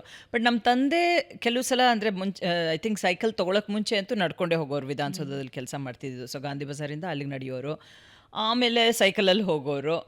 ಆ್ಯಂಡ್ ನಾವು ಎಲ್ಲೇ ಹೋಗ್ಬೇಕಂದ್ರೂ ಅಟ್ಲೀಸ್ಟ್ ಸ್ವಲ್ಪ ನಡಿಗೆ ಅಭ್ಯಾಸ ಆಯಿತು. ಮಾರ್ಕೆಟ್ ಮೂಲಕ ಮೆಜೆಸ್ಟಿಕ್ ಸಿನಿಮಾ ನೋಡಬೇಕು ಅಂದ್ರೆ ನಡ್ಕೊಂಡು ಹೋಗ್ತಿದ್ವಿ ಎಷ್ಟೋ ಸಲ. ಸೊ ಆ ಥರ ನಡಿಗೆ ಎಲ್ಲ ಆಯಿತು. ಬಟ್ ಎಕ್ಸರ್ಸೈಸು ಒಂದು ವ್ಯಾಯಾಮದ ದೃಷ್ಟಿಯಿಂದ ಇರಲಿಲ್ಲ ಅಷ್ಟೇ. ಅದು ಇತ್ತೀಚೆಗೆಲ್ಲ ಶುರುವಾಗಿದ್ದು. ಬಟ್ ಮುಂಚೆ ನಾನು ನಡಿಗೆ ತುಂಬ ಅಭ್ಯಾಸ ಇತ್ತು ಮನೇಲಿ. ಫಿಸಿಕಲ್ ಆಕ್ಟಿವಿಟಿ ಅನ್ನೋ ವಿಷಯಕ್ಕೆ ಬರೋದಾದರೆ, ನಾವು ಇತ್ತೀಚಿನ ದಿನದಲ್ಲಿ ಹೆಂಗಾಗುತ್ತೆ ಅಂದರೆ, ಅಯ್ಯೋ 1 ಕಿಲೋಮೀಟರ್ ನಡೆಯೋದಕ್ಕೂ ಟೈಮ್ ಇಲ್ಲ ಅಂತಾರೆ ಜನ. 1 ಕಿಲೋಮೀಟ್ರಿಗೆ ಅಯ್ಯೋ ಎಲ್ಲಿ, ನಾನು ತುಂಬ ಕೆಲಸ ಮಾಡ್ತಿದ್ದೀನಿ, ಆಫೀಸಲ್ಲೇ ಕೆಲಸ ಆಗ್ಬಿಡತ್ತೆ, ಟೈಮ್ ಇಲ್ಲ ಅಂತಾರೆ. ಸುಮ್ಮನೆ ನಿಜವಾಗ್ಲೂ ತಿಳ್ಕೊಬೇಕಂದ್ರೆ ಜನರ ಹತ್ರ ಟೈಮ್ ಇಲ್ವಾ? ಒಂದು ನಡಿಗೆಗಾಗಲಿ ಫಿಟ್ನೆಸ್ ಟೈಮ್ ಇಲ್ಲ ಅನ್ಕೊಂಡ್ರೆ ಇರಲ್ಲ. ಟೈಮ್ ಮಾಡ್ಕೋಬೇಕು ಯಾವುದಕ್ಕೆ ಆದ್ರೂ. ಇವಾಗ ಫೋನ್ ನೋಡೋಕೆ ಟೈಮ್ ಮಾಡ್ಕೋತೀವಲ್ವಾ, ಅಥವಾ ಟಿ ವಿ ನೋಡೋಕೆ ಟೈಮ್ ಮಾಡ್ಕೋತೀವಿ, ಊಟ ತಿಂಡಿಗೆ ಟೈಮ್ ಮಾಡ್ತೀವಿ. ಹಾಗೇನೆ ಒಂದು ವ್ಯಾಯಾಮ, ಒಂದು ನಮ್ಮ ದೇಹನ ಚೆನ್ನಾಗಿ ನಾವು ನೋಡ್ಕೋಬೇಕು ಅಂದರೆ ಅಟ್ಲೀಸ್ಟ್ ಒಂದು ಅರ್ಧ ಗಂಟೆ ನಾವು ಟೈಮ್ ಮಾಡಿಕೊಂಡ್ರೆ ಖಂಡಿತ ಆಗತ್ತೆ. ಇಲ್ಲಾಂದರೆ ಆ ನೆಪ ಯಾವಾಗಲೂ ಸಿಕ್ಕೇ ಸಿಗತ್ತಲ್ವ. ಟೈಮ್ ಇಲ್ಲ ಅಂತ ಹೇಳ್ಕೊತಾನೆ ಇರ್ಬೋದು, ಎಕ್ಸ್ಕ್ಯೂಸಸ್ಗೇನು ಕಷ್ಟ ಇರಲ್ಲ. ಬಟ್ ಟೈಮ್ ಮಾಡ್ಕೋಬೇಕು. ನಮ್ಮ ದೇಹನ ನಾವು ಚೆನ್ನಾಗಿ ನೋಡಿಕೊಂಡ್ರೆ ಅದು ನಮ್ಮ ಚೆನ್ನಾಗಿ ನೋಡ್ಕೊಳ್ಳುತ್ತೆ ಅಷ್ಟೇ. ಸೊ ಅದು ತುಂಬ ಮುಖ್ಯ. ಆ್ಯಂಡ್ ಒಂದಿಬ್ಬರು ಮಾತಾಡಿದ್ದನ್ನು, ಫಿಟ್ನೆಸ್ ಎಕ್ಸ್ಪರ್ಟ್ಸ್ ಮಾತಾಡಿದ್ದನ್ನು, ನಾವು ನಮ್ಮ ದೇಹನ ಎಷ್ಟು ನಿರ್ಲಕ್ಷ್ಯ ಮಾಡ್ತೀವಿ ಅಂತ ಹೇಳಿದ್ರೆ, ಅದು ಎಲ್ಲಿವರೆಗೂ ನಮಗೆ ಸಪೋರ್ಟ್ ಮಾಡುತ್ತೋ ಅಲ್ಲಿವರೆಗೂ ಅದರ ವ್ಯಾಲ್ಯೂ ನಮಗೆ ಗೊತ್ತಾಗೋದಿಲ್ಲ. ವೆನ್ ಇಟ್ ಸೇಸ್ ನನ್ನ ಕೈಲಿ ನಾಗ್ತಿಲ್ಲ ಅಂದಾಗ, ಅಯ್ಯೋ ನಾನು ಎಕ್ಸಸೈಸ್ ಮಾಡಬೇಕಿತ್ತು, ಅಯ್ಯೋ ನಾನು ಚೆನ್ನಾಗಿ ನೋಡ್ಕೋಬೇಕಾಗಿತ್ತು, ಅಯ್ಯೋ ನಾನು ಓಡಾಡಬೇಕಾಗಿತ್ತು, ಫುಡ್ ಬಗ್ಗೆ ಕಂಟ್ರೋಲ್ ಮಾಡಬೇಕಾಗಿತ್ತು ಅಂತ. ಹೌದು. ಸ್ಪೆಷಲಿ ಇಂಡಿಯನ್ ಮೆಂಟಾಲಿಟಿಯಲ್ಲಿ ಫಿಟ್ನೆಸ್ ಬಗ್ಗೆ ತುಂಬ ನಿರ್ಲಕ್ಷ್ಯ ಇದೆ. ಅಂದರೆ ಕೆಲಸಕ್ಕಿದೆ ಇಂಪಾರ್ಟೆನ್ಸು, ದುಡ್ಡಿಗಿದೆ ಇಂಪಾರ್ಟೆನ್ಸು, ಫ್ಯಾಮಿಲಿಗಿದೆ ಇಂಪಾರ್ಟೆನ್ಸು, ಬಟ್ ನಮ್ಮ ದೇಹಕ್ಕೆ ಇಲ್ಲ. ಆ್ಯಂಡ್ ನಾನು ಇತ್ತೀಚೆಗೂ ಎಲ್ಲೋ ಹೇಳ್ತಿದ್ದೆ ಹಾಗೆ, ಸ್ಪೆಷಲಿ ನಾವು ಹೆಂಗಸರಂತೂ ಅದೇನೋ ನಮಗೆ ನಾವು ಟೈಮ್ ಕೊಟ್ಬಿಟ್ರೆ ಏನೋ ಒಂದು ದೊಡ್ಡ ಅಪರಾಧ ಅನ್ನೋ ಹಾಗೆ. ಅಯ್ಯೋ ಗಂಡ, ಮನೆ, ಮಕ್ಕಳು, ಅತ್ತೆ ಮಾವ ಎಲ್ಲ ಕರೆಕ್ಟು, ಎಲ್ಲದೂ ಬೇಕು. ಜೊತೆಲಿ ನಮ್ಮನ್ನು ನಾವು ಚೆನ್ನಾಗಿ ನೋಡ್ಕೊಂಡ್ರೇನೆ ತಾನೇ ನಾವು ಎಲ್ಲರನ್ನು ಬೇರೆಯವ್ರನ್ನೂ ಚೆನ್ನಾಗಿ ನೋಡ್ಕೊಳಕ್ಕೆ ಸಾಧ್ಯ. ಅದು ಯಾಕೋ ನಮ್ಮಲ್ಲಿ ಆ ಮನೋಭಾವ ಇಲ್ಲ. ಅಯ್ಯೋ ಟೈಮ್ ಇಲ್ಲಪ್ಪ, ಮನೆ ಕೆಲಸ ಅದು ಇದು ಅಂದ್ಕೊಂಡು ಬಿಟ್ಬಿಡ್ತೀವಿ. ಬಟ್ ನಾವು ಎಷ್ಟೇ ವರ್ಷ ಆದರೂ ನಾವು ಆರೋಗ್ಯವಾಗಿರಬೇಕು ಅಂದರೆ ಅದು ನಾವು ಮಾಡಲೇಬೇಕು. ಹೆಂಗಸರಿಗಂತೂ ತುಂಬಾ ಮುಖ್ಯ. ಆ್ಯಂಡ್ ಈಗೇನಾಗಿದೆ, ಪ್ರಾಸೆಸ್ಡ್ ಫುಡ್ಡು ಅದು ಇದು ಎಲ್ಲ ಜಾಸ್ತಿ ಆಗಿದೆ. ಸೊ ಮುಂಚಿನ ಥರ ನಾವು ಮುಂಚೆ ಏನು ಮಾಡ್ತಿದ್ವಿ ಅಂತ ಜನ ಹೇಳ್ಬೋದು. ಬಟ್ ಮುಂಚೆ ಎಷ್ಟು ಜನ ನಡೀತಿದ್ರು, ಈಗ ನಾ ಹೇಳಿದ್ನಲ್ಲ ಹಾಗೆ ನಡೆಯೋರು. ಇವಾಗೆಲ್ಲ ಮೂಲಲ್ಲಿರೋ ಒಂದು ಅಂಗಡಿಗೆ ಹೋಗಬೇಕು ಅಂದರೂ ಜನ 2 ವೀಲರ್ ಹತ್ಕೊಳ್ತಾರೆ, ಅಲ್ಲಿ ಹೋಗ್ತಾರೆ, ಸಾಮಾನು ತರ್ತಾರೆ, ಆಯಿತು. ನಾನು ಎಷ್ಟೋ ಸಲ ಅನ್ಕೋತಿರ್ತೀನಿ, ಮೆಟ್ಲು ಹತ್ತಿ ಇಳಿಯೋ ವಿಷಯಕ್ಕೂ ಹತ್ತಕ್ಕಾದರೂ ಓಕೆ ಒಂದು ಸ್ವಲ್ಪ ಎಫರ್ಟ್ ಬೇಕು ಅಂತ. ಒಂದು ಫ್ಲೋರ್ ಇಳಿಯೋಕ್ಕೂ ಎಷ್ಟೋ ಜನ ಆ ಲಿಫ್ಟಿಗೆ ಕಾಯ್ತಾ ಇರ್ತಾರೆ, ಅದು ಅಷ್ಟರಲ್ಲಿ ಇಳ್ಕೊಂಡು ಹೊಟ್ಟೋಗ್ಬೋದು. ಸೊ ಆ ಥರ ನಾವು ಥರ ಮೈಗೂಡಿಸ್ಕೊಂಡ್ಬಿಟ್ಟಿದ್ದೀವಿ. ಅದು ತಪ್ಪು. ಯಾಕೆಂದರೆ ನೀವು ಹೇಳಿದ್ರಲ್ಲ ಹಾಗೆ, ದೇಹ ಎಷ್ಟು ವರ್ಷ ತಾನಾಗೆ ಚೆನ್ನಾಗಿ ಇರೋಕ್ಕೆ ಸಾಧ್ಯ ಅಲ್ವಾ. ಸೊ ನಾವು ಮುಂಚಿನಿಂದನೇ ಕೆಲವು ಬದಲಾವಣೆಗಳನ್ನ ಮಾಡಿಕೊಂಡ್ರೆ ಆ ದೇಹ ಖಂಡಿತ ನಮ್ಮನ್ನು ಅದು ಚೆನ್ನಾಗಿ ಇಟ್ಕೊಳ್ಳುತ್ತೆ ಅಂತ ನನಗನ್ಸೋದು. ಅಂದರೆ ಇವಾಗ ಎಷ್ಟೋ ಸಲ ಏನಾಗುತ್ತೆ, ಡಾಕ್ಟ್ರ್ ಹೇಳಿದ ಮೇಲೆ ನಾವು ಓಕೆ ಏನೋ ನಿಮಗೆ ಡಯಾಬಿಟಿಸ್ ಇದೆ, ಇನ್ನೇನೋ ಇದೆ, ಹಿಂಗೆ ಕಟ್ ಮಾಡಿ ಇದು ಮಾಡಿ ಅಂದಮೇಲೆ ಶುರು ಮಾಡ್ಕೋತೀವಿ, ರೈಟ್. ನಾವು ಸ್ವಲ್ಪ ಮುಂಚೆನೇ ಆ ಬದಲಾವಣೆಗಳೆಲ್ಲ ಮಾಡ್ಕೊಂಬಿಟ್ರೆ ಅವಶ್ಯಕತೆನೇ ಇರಲ್ಲ ಅಲ್ವಾ. ತಿನ್ನೋ ವಿಷಯದಲ್ಲಾಗಲಿ ಎಲ್ಲದನ್ನು ನಾವು ಸ್ವಲ್ಪ ಸ್ವಲ್ಪ ಚೇಂಜಸ್ ಮಾಡಿಕೊಂಡ್ರೆ, ಅಂದರೆ ನನ್ನ ವಿಷಯಕ್ಕೆ ತೊಗೊಂಡ್ರೆ ಒಂದು ವೆರಿ ಸಿಂಪಲ್ ಎಕ್ಸಾಂಪಲ್, ಕಾಫಿ ಟೀಗೆ ನಾನು ಸಕ್ಕರೆ ಹಾಕ್ಕೊಳ್ಳಲ್ಲ. ತುಂಬ ವರ್ಷ ಆಗೋಗಿದೆ ಅದು ಬಿಟ್ಟು. ಬಟ್ ಅದು ಕೆಲವ್ರಿಗೆ ಕೇಳಿದ ತಕ್ಷಣ ಶುಗರಾ ಅಂತಾರೆ, ಡಯಾಬಿಟಿಸ್ ಇದೆಯಾ ಅಂತ. ಇಲ್ಲ, ಬಟ್ ಅದು ಅಭ್ಯಾಸ ಮಾಡಿಕೊಂಡ್ರೆ ನಿಮ್ಗೆ ಅದು ಬೇಕು ಅಂತಲೂ ಅನಿಸಲ್ಲ. ಯಾಕೆಂದರೆ ಅವೆಲ್ಲ ಆ್ಯಡೆಡ್ ಇದಷ್ಟೇ. ಸೊ ಆ ಥರ ಒಂದು ಸಣ್ಣ ಸಣ್ಣ ಬದಲಾವಣೆಗಳನ್ನೂ ಮಾಡ್ಕೋತಾ ಹೋದರೆ ಖಂಡಿತ ನಾವು ಇನ್ನೂ ಆರೋಗ್ಯವಾಗಿರ್ಬೋದು. ಬಿಕಾಸ್ ಇವತ್ತಿನ life style is very different, ಸಿಗೋ ಆಹಾರ ಬೇರೆ. ಹಾಗಿದ್ದಾಗ ಅದಕ್ಕೆ ತಕ್ಕಾಗಿ ನಾವು ಸ್ವಲ್ಪ ಚೇಂಜಸ್ ಮಾಡ್ಕೊಂಡು ಮುಂಚೆನೇ ಇದು ಮಾಡಿದ್ರೆ ಒಳ್ಳೆಯದು ಅಲ್ವಾ? ಬಟ್ ಸಮಸ್ಯೆ ಏನಂದ್ರೆ ಬಹಳ ಜನ ಫುಡಿ ಅಲ್ಲದೆ ಇರೋರಿಗೆ ಬಹಳ ಈಸಿ ಮೇಡಮ್, ಫುಡಿ ಇರೋರ ಕತೆ ಏನು ನಾನು ನನ್ನ ಹಸ್ಬೆಂಡು ಫುಡೀಸೇ ಆ್ಯಕ್ಚುಲಿ. ಲವ್ ಫುಡ್ ಖಂಡಿತ ನಾವು ಅದು ತಿನ್ನಲ್ಲ ಇದು ತಿನ್ನಲ್ಲ ಅದೆಲ್ಲ ಮಾಡ್ಕೊಂಡಿಲ್ಲ. ಅಂದರೆ ಮೇನ್ಲಿ ಬೇಕಾಗೋದು ಪೋರ್ಷನ್ ಕಂಟ್ರೋಲ್ ಅಷ್ಟೇ. ಯಾವುದನ್ನು ನಾನು ಮುಟ್ಟೋದೇ ಇಲ್ಲ ಅನ್ನೋ ಥರ ಮಾಡ್ಕೊಂಡಿಲ್ಲ. ಆ ಥರ ಡಯಟು, ಸ್ಟ್ರಿಕ್ಟ್ ಡಯಟ್. ಬಿಕಾಸ್ ಅವೆಲ್ಲ ಏನಾದ್ ಗೊತ್ತಾ, 4 ದಿನ ನಡೆಯುತ್ತೆ ಡಯಟು, ಆಮೇಲೆ ಬೇಕು ಬೇಕು ಬೇಕು ಅನ್ಸಕ್ಕೆ ಶುರು ಆಗುತ್ತೆ. ಸೊ ಇವಾಗ ನಾನು ಎಷ್ಟೋ ಸಲ ಹಾಗೆ ಮಾಡೋದು, ಸ್ವೀಟ್ ತಿನ್ಬೇಕಾ ತಿನ್ನೋದು, ಬಟ್ ಇಷ್ಟೇ ತಿಂದರೆ ಓಕೆ, ಅದು ಇನ್ನೂ ಬೇಕು ಅಂತ ಜಾಸ್ತಿ ತಿಂದರೆ ಕೆಟ್ಟದು ಅಂತ. ಸೊ ನಾನು ಗುರು ಇಬ್ಬರು ತುಂಬಾ foodies. Anything vegetarian will love to try. ಹಂಗೆ ನಾವು ಸೊ ಇಟ್ಸ್ ನಾಟ್ ಲೈಕ್ ನಾವು ಫುಡಿ ಅಲ್ಲ, ಹಂಗಾಗಿ ವಿ ಕ್ಯಾನ್ ಕಂಟ್ರೋಲ್.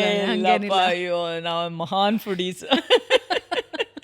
ಆ ಥರದ್ದೆಲ್ಲ ಇದೇ ಇಲ್ಲ. ವಿಲ್ ಲವ್ ಗುಡ್ ಫುಡ್ ಅಷ್ಟೇ. ಓಕೆ, ಏನು ಫೇವ್ರೆಟು ಫುಡ್ ಇಂಥದ್ದೇನು ಹೇಳೋದೇ ಕಷ್ಟ ಆಗ್ಬಿಡುತ್ತೆ. We love food, good food, anything vegetarian ಅಷ್ಟೇ. ಬಟ್ ನಮಗೆ ಟ್ರೈ ಮಾಡೋಕ್ಕೆ ಇಷ್ಟ ಬೇರೆ ಬೇರೆ ಥರದ್ದು. ಆ್ಯಂಡ್ ಇಬ್ಬರು ಪರ್ಟಿಕ್ಯುಲರು ಅಲ್ಲ, ಅಂದರೆ ಅನ್ನನೇ ಇರಬೇಕು, ಇದಿರಬೇಕು, ಅದಿರಬೇಕು, ಆ ಥರದ್ದೆಲ್ಲ ಇಲ್ಲ. ಅಫ್ಕೋರ್ಸ್ ನನಗೆ ನಾರ್ಮಲ್ ಇದರಲ್ಲಿ ದಿನನಿತ್ಯದ ಊಟ ಎಲ್ಲ ಅಂದರೆ ತುಂಬ ತರಕಾರಿ ಇರಲೇಬೇಕು, ನನಗೆ ಪ್ರೋಟೀನ್ ಬೇಕು, ಇದೆಲ್ಲ ಅಳವಡಿಸ್ಕೊಂಡಿರ್ತೀನಿ. ಸೊ ಕಾರ್ಬ್ಸ್ ಅಂದರೆ ಅನ್ನಕ್ಕೆ ಸ್ವಲ್ಪ ಕಮ್ಮಿ, ಟೋಟಲ್ ಪೋರ್ಷನ್ ಕಂಟ್ರೋಲು ಅದು. ಬಟ್ ಹೊರಗಡೆ ಹೋದಾಗ ಎಲ್ಲದೂ ತಿಂತೀವಿ, ಯಾವುದೂ ತಿನ್ನಲ್ಲ ಅನ್ನೋದೇನಿಲ್ಲ. ಅಫ್ಕೋರ್ಸ್ ನೋ ಸೋಡಾ ಆ ಥರದ್ದೆಲ್ಲ ಮುಟ್ಟಲ್ಲ ಅಷ್ಟೇ. No soda, no alcohol, nothing. ಈ ಗಂಡ ಹೆಂಡತಿ ಅನ್ನೋ ವಿಷಯಕ್ಕೆ ಬಂದಾಗ ಯಾವಾಗಲೂ ಉತ್ತರ ದಕ್ಷಿಣ ಧ್ರುವಗಳು ಒಟ್ಟಿಗೆ ಸೇರುತ್ತವಂತೆ. ಅದೇನೋ ನಮ್ಮ ವಿಷಯದಲ್ಲಿ ಇಂಟ್ರೆಸ್ಟ್ ಎಲ್ಲ ಸುಮಾರೆಲ್ಲ ಒಂದೇ ಇದೆ. ಟಿ ವಿ ನೋಡ್ಬೇಕಾದ್ರು ಅಷ್ಟೇ, ಒಬ್ರಿಗೆ ಸ್ಪೋರ್ಟ್ಸು, ಒಬ್ರಿಗೆ ಇದು ಅವೆಲ್ಲ ಇಲ್ಲ. ಇಬ್ಬರು ಒಂದೇ ನೋಡ್ತಿರ್ತೀವಿ ಚಾನೆಲ್ ಹಾಕ್ಕೊಂಡು. ಅಂದರೆ ಯಾವುದೇ ಇರ್ಬೋದು, ಸಮ್ ವೆಬ್ ಸೀರೀಸ್ ಇರ್ಬೋದು, ಯಾವುದೇ ಇದ್ದರೂ ಒಟ್ಟಿಗೆ ನೋಡ್ತೀವಿ. ಫುಡ್ ವಿಷಯದಲ್ಲಂತೂ ಇಬ್ಬರು ಮಹಾನ್ ಫ್ಲೆಕ್ಸಿಬಲ್, ಇಬ್ರಿಗೂ ಅದೇ ಥರ ಬೇಕು. ಇಬ್ರಿಗೂ ಸಿಂಪ್ಲಿಸಿಟಿ ಇಷ್ಟ, ಅಥವಾ ಏನೋ ಹಂಗಿರ್ಬೇಕು ಹಿಂಗಿರ್ಬೇಕು ಅವೆಲ್ಲ ಎಲ್ಲ ಸಿಂಪಲ್ ಲಿವಿಂಗ್ ಅನ್ನೋದು. So most of the things ನಮ್ಮಲ್ಲಿ ಅದೊಂದು ಹೊಂದಾಣಿಕೆ ಇದೆ. ನನಗೆ ರಾಘವೇಂದ್ರ ಗುಡಿ ಅವರು ಹೇಳ್ತಾ ಇದ್ರು, ಗುರು ಅವರು ಎಷ್ಟು ಆರಾಮಿದ್ದಾರೆ ಅಂತ ಹೇಳಿದ್ರೆ, ಇವಾಗ ಸ್ಟುಡಿಯೋದಲ್ಲಿ ಶೂಟ್ ಇದೆ ಅಂತ ಹೇಳಿದ್ರೆ ಅವ್ರು ಸೀದಾ ಮನೆಯಿಂದ ಶೂಸ್ ಹಾಕೊಂಡು ಆರಾಮಾಗಿ ನಡ್ಕೊಂಡು ಬಂದ್ಬಿಡ್ತಾರೆ ಅಂತ. ಆ್ಯಂಡ್ ಗಿವನ್ ಅ ಚಾಯ್ಸ್ ಅವ್ನು ಶಾರ್ಟ್ಸಲ್ಲೇ ಬರೋದು, ಅಷ್ಟೇ ಈಸಿ. ಆ್ಯಂಡ್ ನಡಿಗೆ ಹೌದು, ನಮ್ಗೆ ಎಲ್ಲ ಅವಕಾಶ ಸಿಕ್ಕರೂ ನಡೀತಾ ಇರ್ತೀವಿ. ಅದರಿಂದ ಎಷ್ಟೋ ಸಲ ಇನ್ಫ್ಯಾಕ್ಟ್ ಗಿರಿನಗರ ಮನೆ, ಸೊ ಗಾಂಧಿ ಬಜಾರ್ ವಿದ್ಯಾರ್ಥಿ ಭವನ್ಗೆ ಹೋಗ್ಬೇಕಂದ್ರೆ ಎಷ್ಟೋ ಸಲ ಬೆಳಗ್ಗೆ ಫಸ್ಟ್ ನಡ್ಕೊಂಡು ಹೋಗಿ ತಿನ್ಕೊಂಡು ಆಮೇಲೆ ಬರೋದು. ಅವ್ನ ಫ್ರೆಂಡ್ಸ್ ಜೊತೆ ಎಷ್ಟೋ ಸಲ ಪ್ಲ್ಯಾನ್ ಮಾಡ್ತಾನೆ ಬ್ರೇಕ್ಫಾಸ್ಟ್ ಆ್ಯಂಡ್ ಇದು ಅಂತ.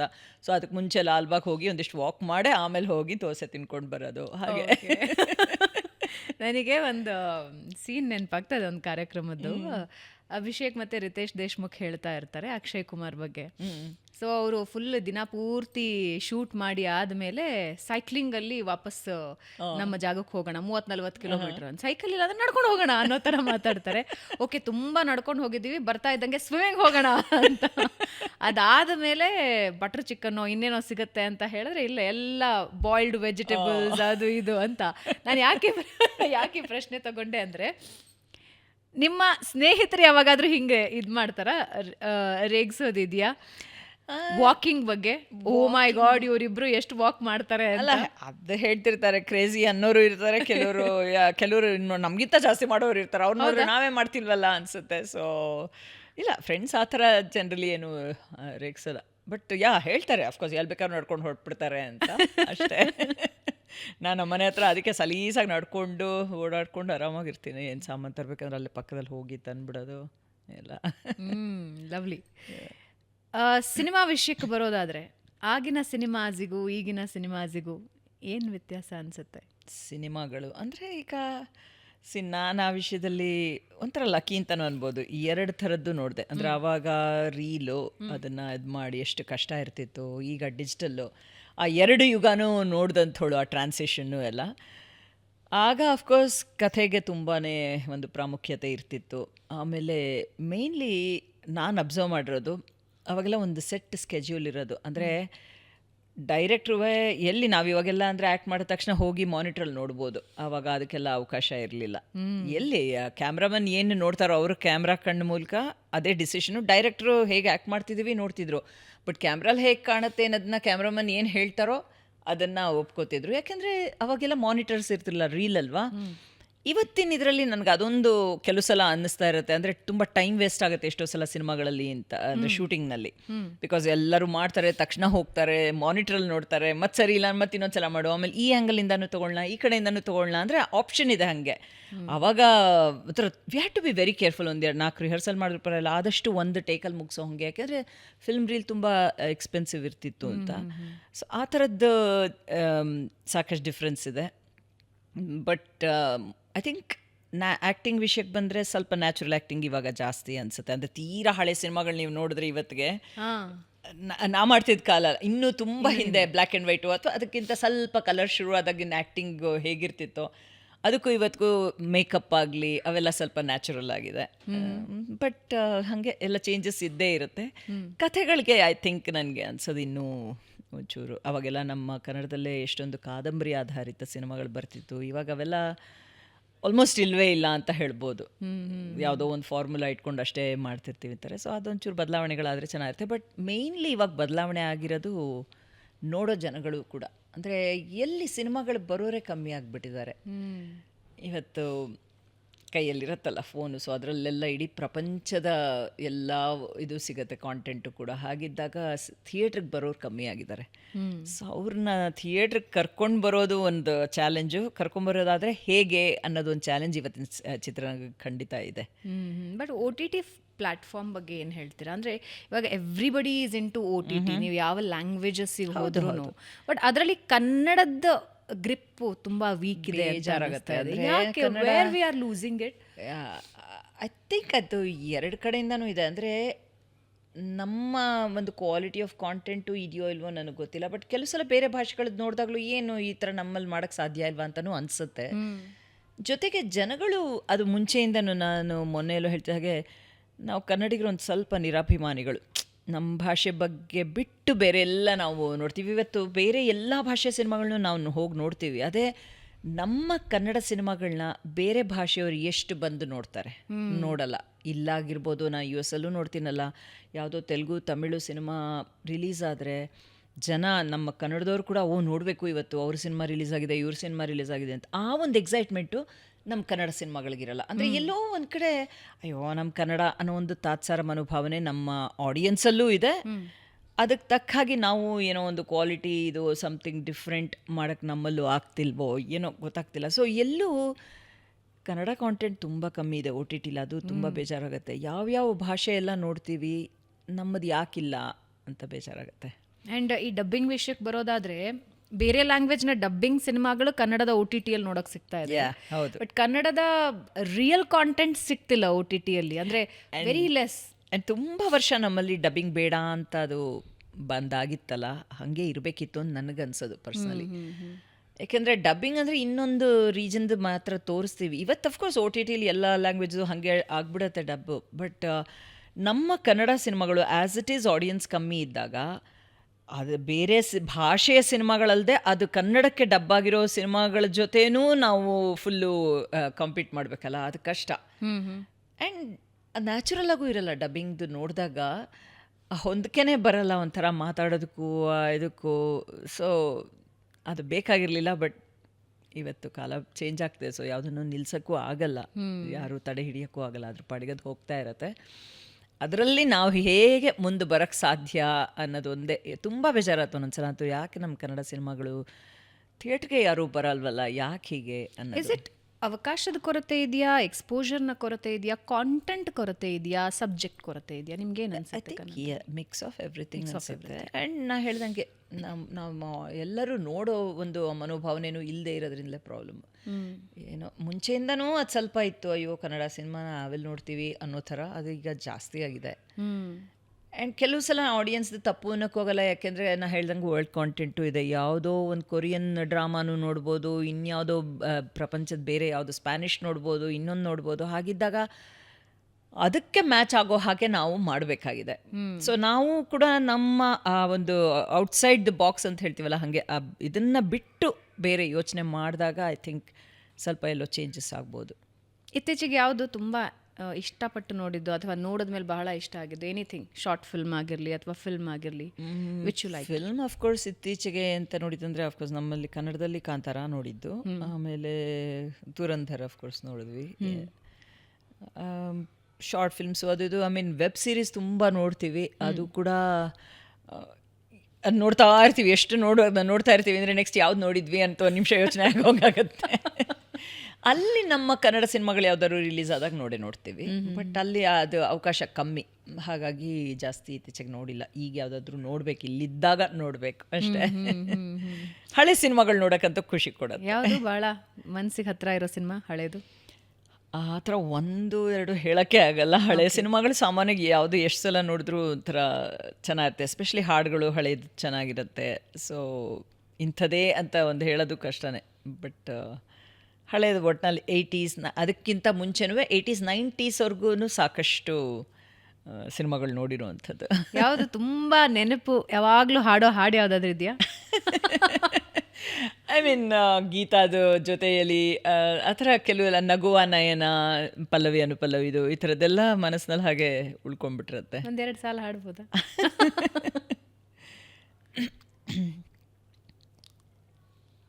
ನಗುವ ನಯನ ಮಧುರ ಮೌನ ಮಿಡಿವ ಹೃದಯ ಇರೆ ಮಾತೇಕೆ, ಹೊಸ ಭಾಷೆಯಿದು ರಸಕಾವ್ಯವಿದು, ಇದ ಹಾಡಲು ಕವಿ ಬೇಕೆ. ನಗುವ ನಯನ ಮಧುರ ಮೌನ ಮಿಡಿವ ಹೃದಯ ಇರೆ ಮಾತೇಕೆ. ಒಂದು ಬಹಳ ಸುಮಧುರವಾಗಿ ಹಾಡಿದ್ರಿ, ಇನ್ನೊಂದು all time ever green song. ಅದು ಯಾವತ್ತಿಗೂ ಆ ಫೀಲ್ ಹೋಗೋದಕ್ಕೆ ಸಾಧ್ಯ ಇಲ್ಲ. ಅದೆಲ್ಲ ಒಂಥರ ಯಾವತ್ತು ಎಲ್ಲಿ ಕೇಳಿದ್ರು ಖುಷಿ ಕೊಡುವಂಥ ಒಂದು ಹಾಡುಗಳು ಅವೆಲ್ಲ. ಇಂಡಿಯಾದಿಂದ ಹೋದಾಗ ಜಾಸ್ತಿ ಮಿಸ್ ಮಾಡ್ಕೊಳ್ಳೋದೇನು ನೀವು? ಅಫ್ಕೋರ್ಸ್ ಫಸ್ಟ್ ಫ್ಯಾಮಿಲಿ, ಪೇರೆಂಟ್ಸ್ ಇಲ್ಲಿರ್ತಾರಲ್ಲ, ಸೊ ಖಂಡಿತ ಅದು ಫಸ್ಟ್ ಮಿಸ್ ಆಗತ್ತೆ. ಮಿಸ್ ಮಾಡ್ಕೊಳ್ಳೋದ್ರೆ ಫುಡ್ಡು. ಮನೇಲಿ ಎಷ್ಟೇ ನಾವು ಎಲ್ಲ, ನನಗೆ ಕುಕ್ಕಿಂಗ್ ಇಷ್ಟ, ಸೊ ಸಾಕಷ್ಟೆಲ್ಲ ಮಾಡ್ತಾನೆ ಇರ್ತೀನಿ, ಆದರೂ ಅದೆಲ್ಲೋ ಒಂದು ಕಡೆ ಇಲ್ಲಿ ಫುಡ್ ಮಿಸ್ ಆಗ್ತಾ ಇರುತ್ತೆ. ಆ್ಯಂಡ್ ಡಿಫ್ರೆನ್ಸ್ ಏನಂದರೆ ಇಲ್ಲಿ ಫುಲ್ಲು ಲೈವ್ಲಿ ಆಗಿರುತ್ತೆ, ಅಲ್ಲಿ ಕಾನ್ಸ್ಟೆಂಟಾಗಿರ್ತೀವಿ, ಒಂದು ಮೊನಾಟನಸ್ ಲೈಫ್ ಸ್ಟೈಲ್ ಇದ್ದೇ ಇರುತ್ತೆ. ಸೊ ಎಷ್ಟೋ ಸಲ ಏನಾಗುತ್ತೆ ಅಂದರೆ ಇಲ್ಲೊಂದು 2-3 ತಿಂಗಳಿದ್ದು ವಾಪಸ್ ಹೋದಾಗ ಆಚೆ ವಾಕೆಲ್ಲ ಹೋದರೆ ಯಾಕೆ ಇವತ್ತು ಇಷ್ಟು ಕ್ವೈಟಾಗಿದೆ ಅನಿಸುತ್ತೆ. ಆಮೇಲೆ ತಕ್ಷಣ ನನಗೆ ನಾನೇ ಹೇಳ್ಕೋಬೇಕು, ಇಲ್ಲ ಫಾಲ್ಸಮ್ಗೆ ವಾಪಸ್ ಬಂದಿದ್ದೀವಿ ಅದಕ್ಕೆ ಅಂತ. ಸೊ ಹಾಗೆ ಆ ಥರ ಡಿಫ್ರೆನ್ಸಸ್ ಇರುತ್ತೆ. But I think we are getting best of both the worlds ಅಂತಲ್ಲ, ಹಾಗೆ 2 ಕಡೆದು ಒಂಥರ ಎಲ್ಲ ಖುಷಿನೂ ಸಿಗುತ್ತೆ, ಹಾಗೆ ಕೆಲವು ಬೇಜಾರುಗಳೆಲ್ಲ ಮಿಕ್ಸ್ ಆಫ್. ಅಲ್ಲಿ ಹೋದಾಗ ಫ್ಯಾಮಿಲಿನ ಮಿಸ್ ಮಾಡ್ತೀವಿ, ಇಲ್ಲಿ ಬಂದಾಗ ಅದು ಖುಷಿ ಇರುತ್ತೆ. ಬೇರೆ ದೇಶದಲ್ಲಿ ಬದುಕಿದ ಬಹಳಷ್ಟು ಜನ ಇಂಡಿಯನ್ ತೆಗಳೋದು ಜಾಸ್ತಿ. ಇಲ್ಲಿ ಸರಿ ಇಲ್ಲ, ಅದು ಸರಿ ಇಲ್ಲ ಅಂತ. ಹಾಗೇನೆ ತುಂಬ ಮಿಸ್ ಮಾಡ್ಕೊಳ್ಳೋರು ಬಹಳ ಜಾಸ್ತಿ. ಇಲ್ಲಿ ವ್ಯವಸ್ಥೆ ಬಗ್ಗೆ ಪ್ರೀತಿಸೋರು ಜಾಸ್ತಿ, ಇಲ್ಲಿ ವ್ಯವಸ್ಥೆನ ತೆಗಳೋರು ಜಾಸ್ತಿ. ಇಂಡಿಯಾದ ಒಂದು ಸಿಸ್ಟಮ್ ಚೇಂಜ್ ಆಗಬೇಕು ಅನ್ನೋದಾದರೆ ಕರಪ್ಷನ್. ಖಂಡಿತ ಕರಪ್ಷನ್ ಮಾತ್ರ ನಮ್ಮ ದೇಶದಲ್ಲಿ ತುಂಬ ಜಾಸ್ತಿ. ಅದು ಚೇಂಜ್ ಆದರೆ ಚೆನ್ನಾಗಿರುತ್ತೆ. ಯಾವೊಂದು ಸಣ್ಣ ಕೆಲಸ ಆಗೋಗ್ಬೇಕು ಅಂದರೂ ಅಷ್ಟೇ, ಅಥವಾ ಒಂದು ದೊಡ್ಡ ಕೆಲಸ ಆಗಬೇಕು ಅಂದರೂ ಅಷ್ಟೇ, ಆ ಕರಪ್ಷನ್ ಅನ್ನೋದು ತುಂಬಾ ಹಾಸು ಹೊಕ್ಕಾಗ್ಬಿಟ್ಟಿದೆ ನಮ್ಮ ಸಿಸ್ಟಮ್ನಲ್ಲಿ. ಅದ್ರ ಬದಲಾವಣೆ ಆಗಿಬಿಟ್ರೆ ನಿಜವಾಗ್ಲೂ ನಮ್ಮ ದೇಶ ತುಂಬಾ ಚೆನ್ನಾಗಿರುತ್ತೆ ಅಂತ ಹೇಳಿ. ಅಲ್ಲ, is it about the system are the, ಅಂದರೆ ಸಿಸ್ಟಮ್ ಹಂಗೆ ಕ್ರಿಯೇಟ್ ಆಗಿಬಿಟ್ಟಿದೆ. ಅದು ಜನರ ಮೆಂಟಾಲಿಟಿನ ಅಥವಾ ವ್ಯವಸ್ಥೆ ಮೆಂಟಾಲಿಟಿನ?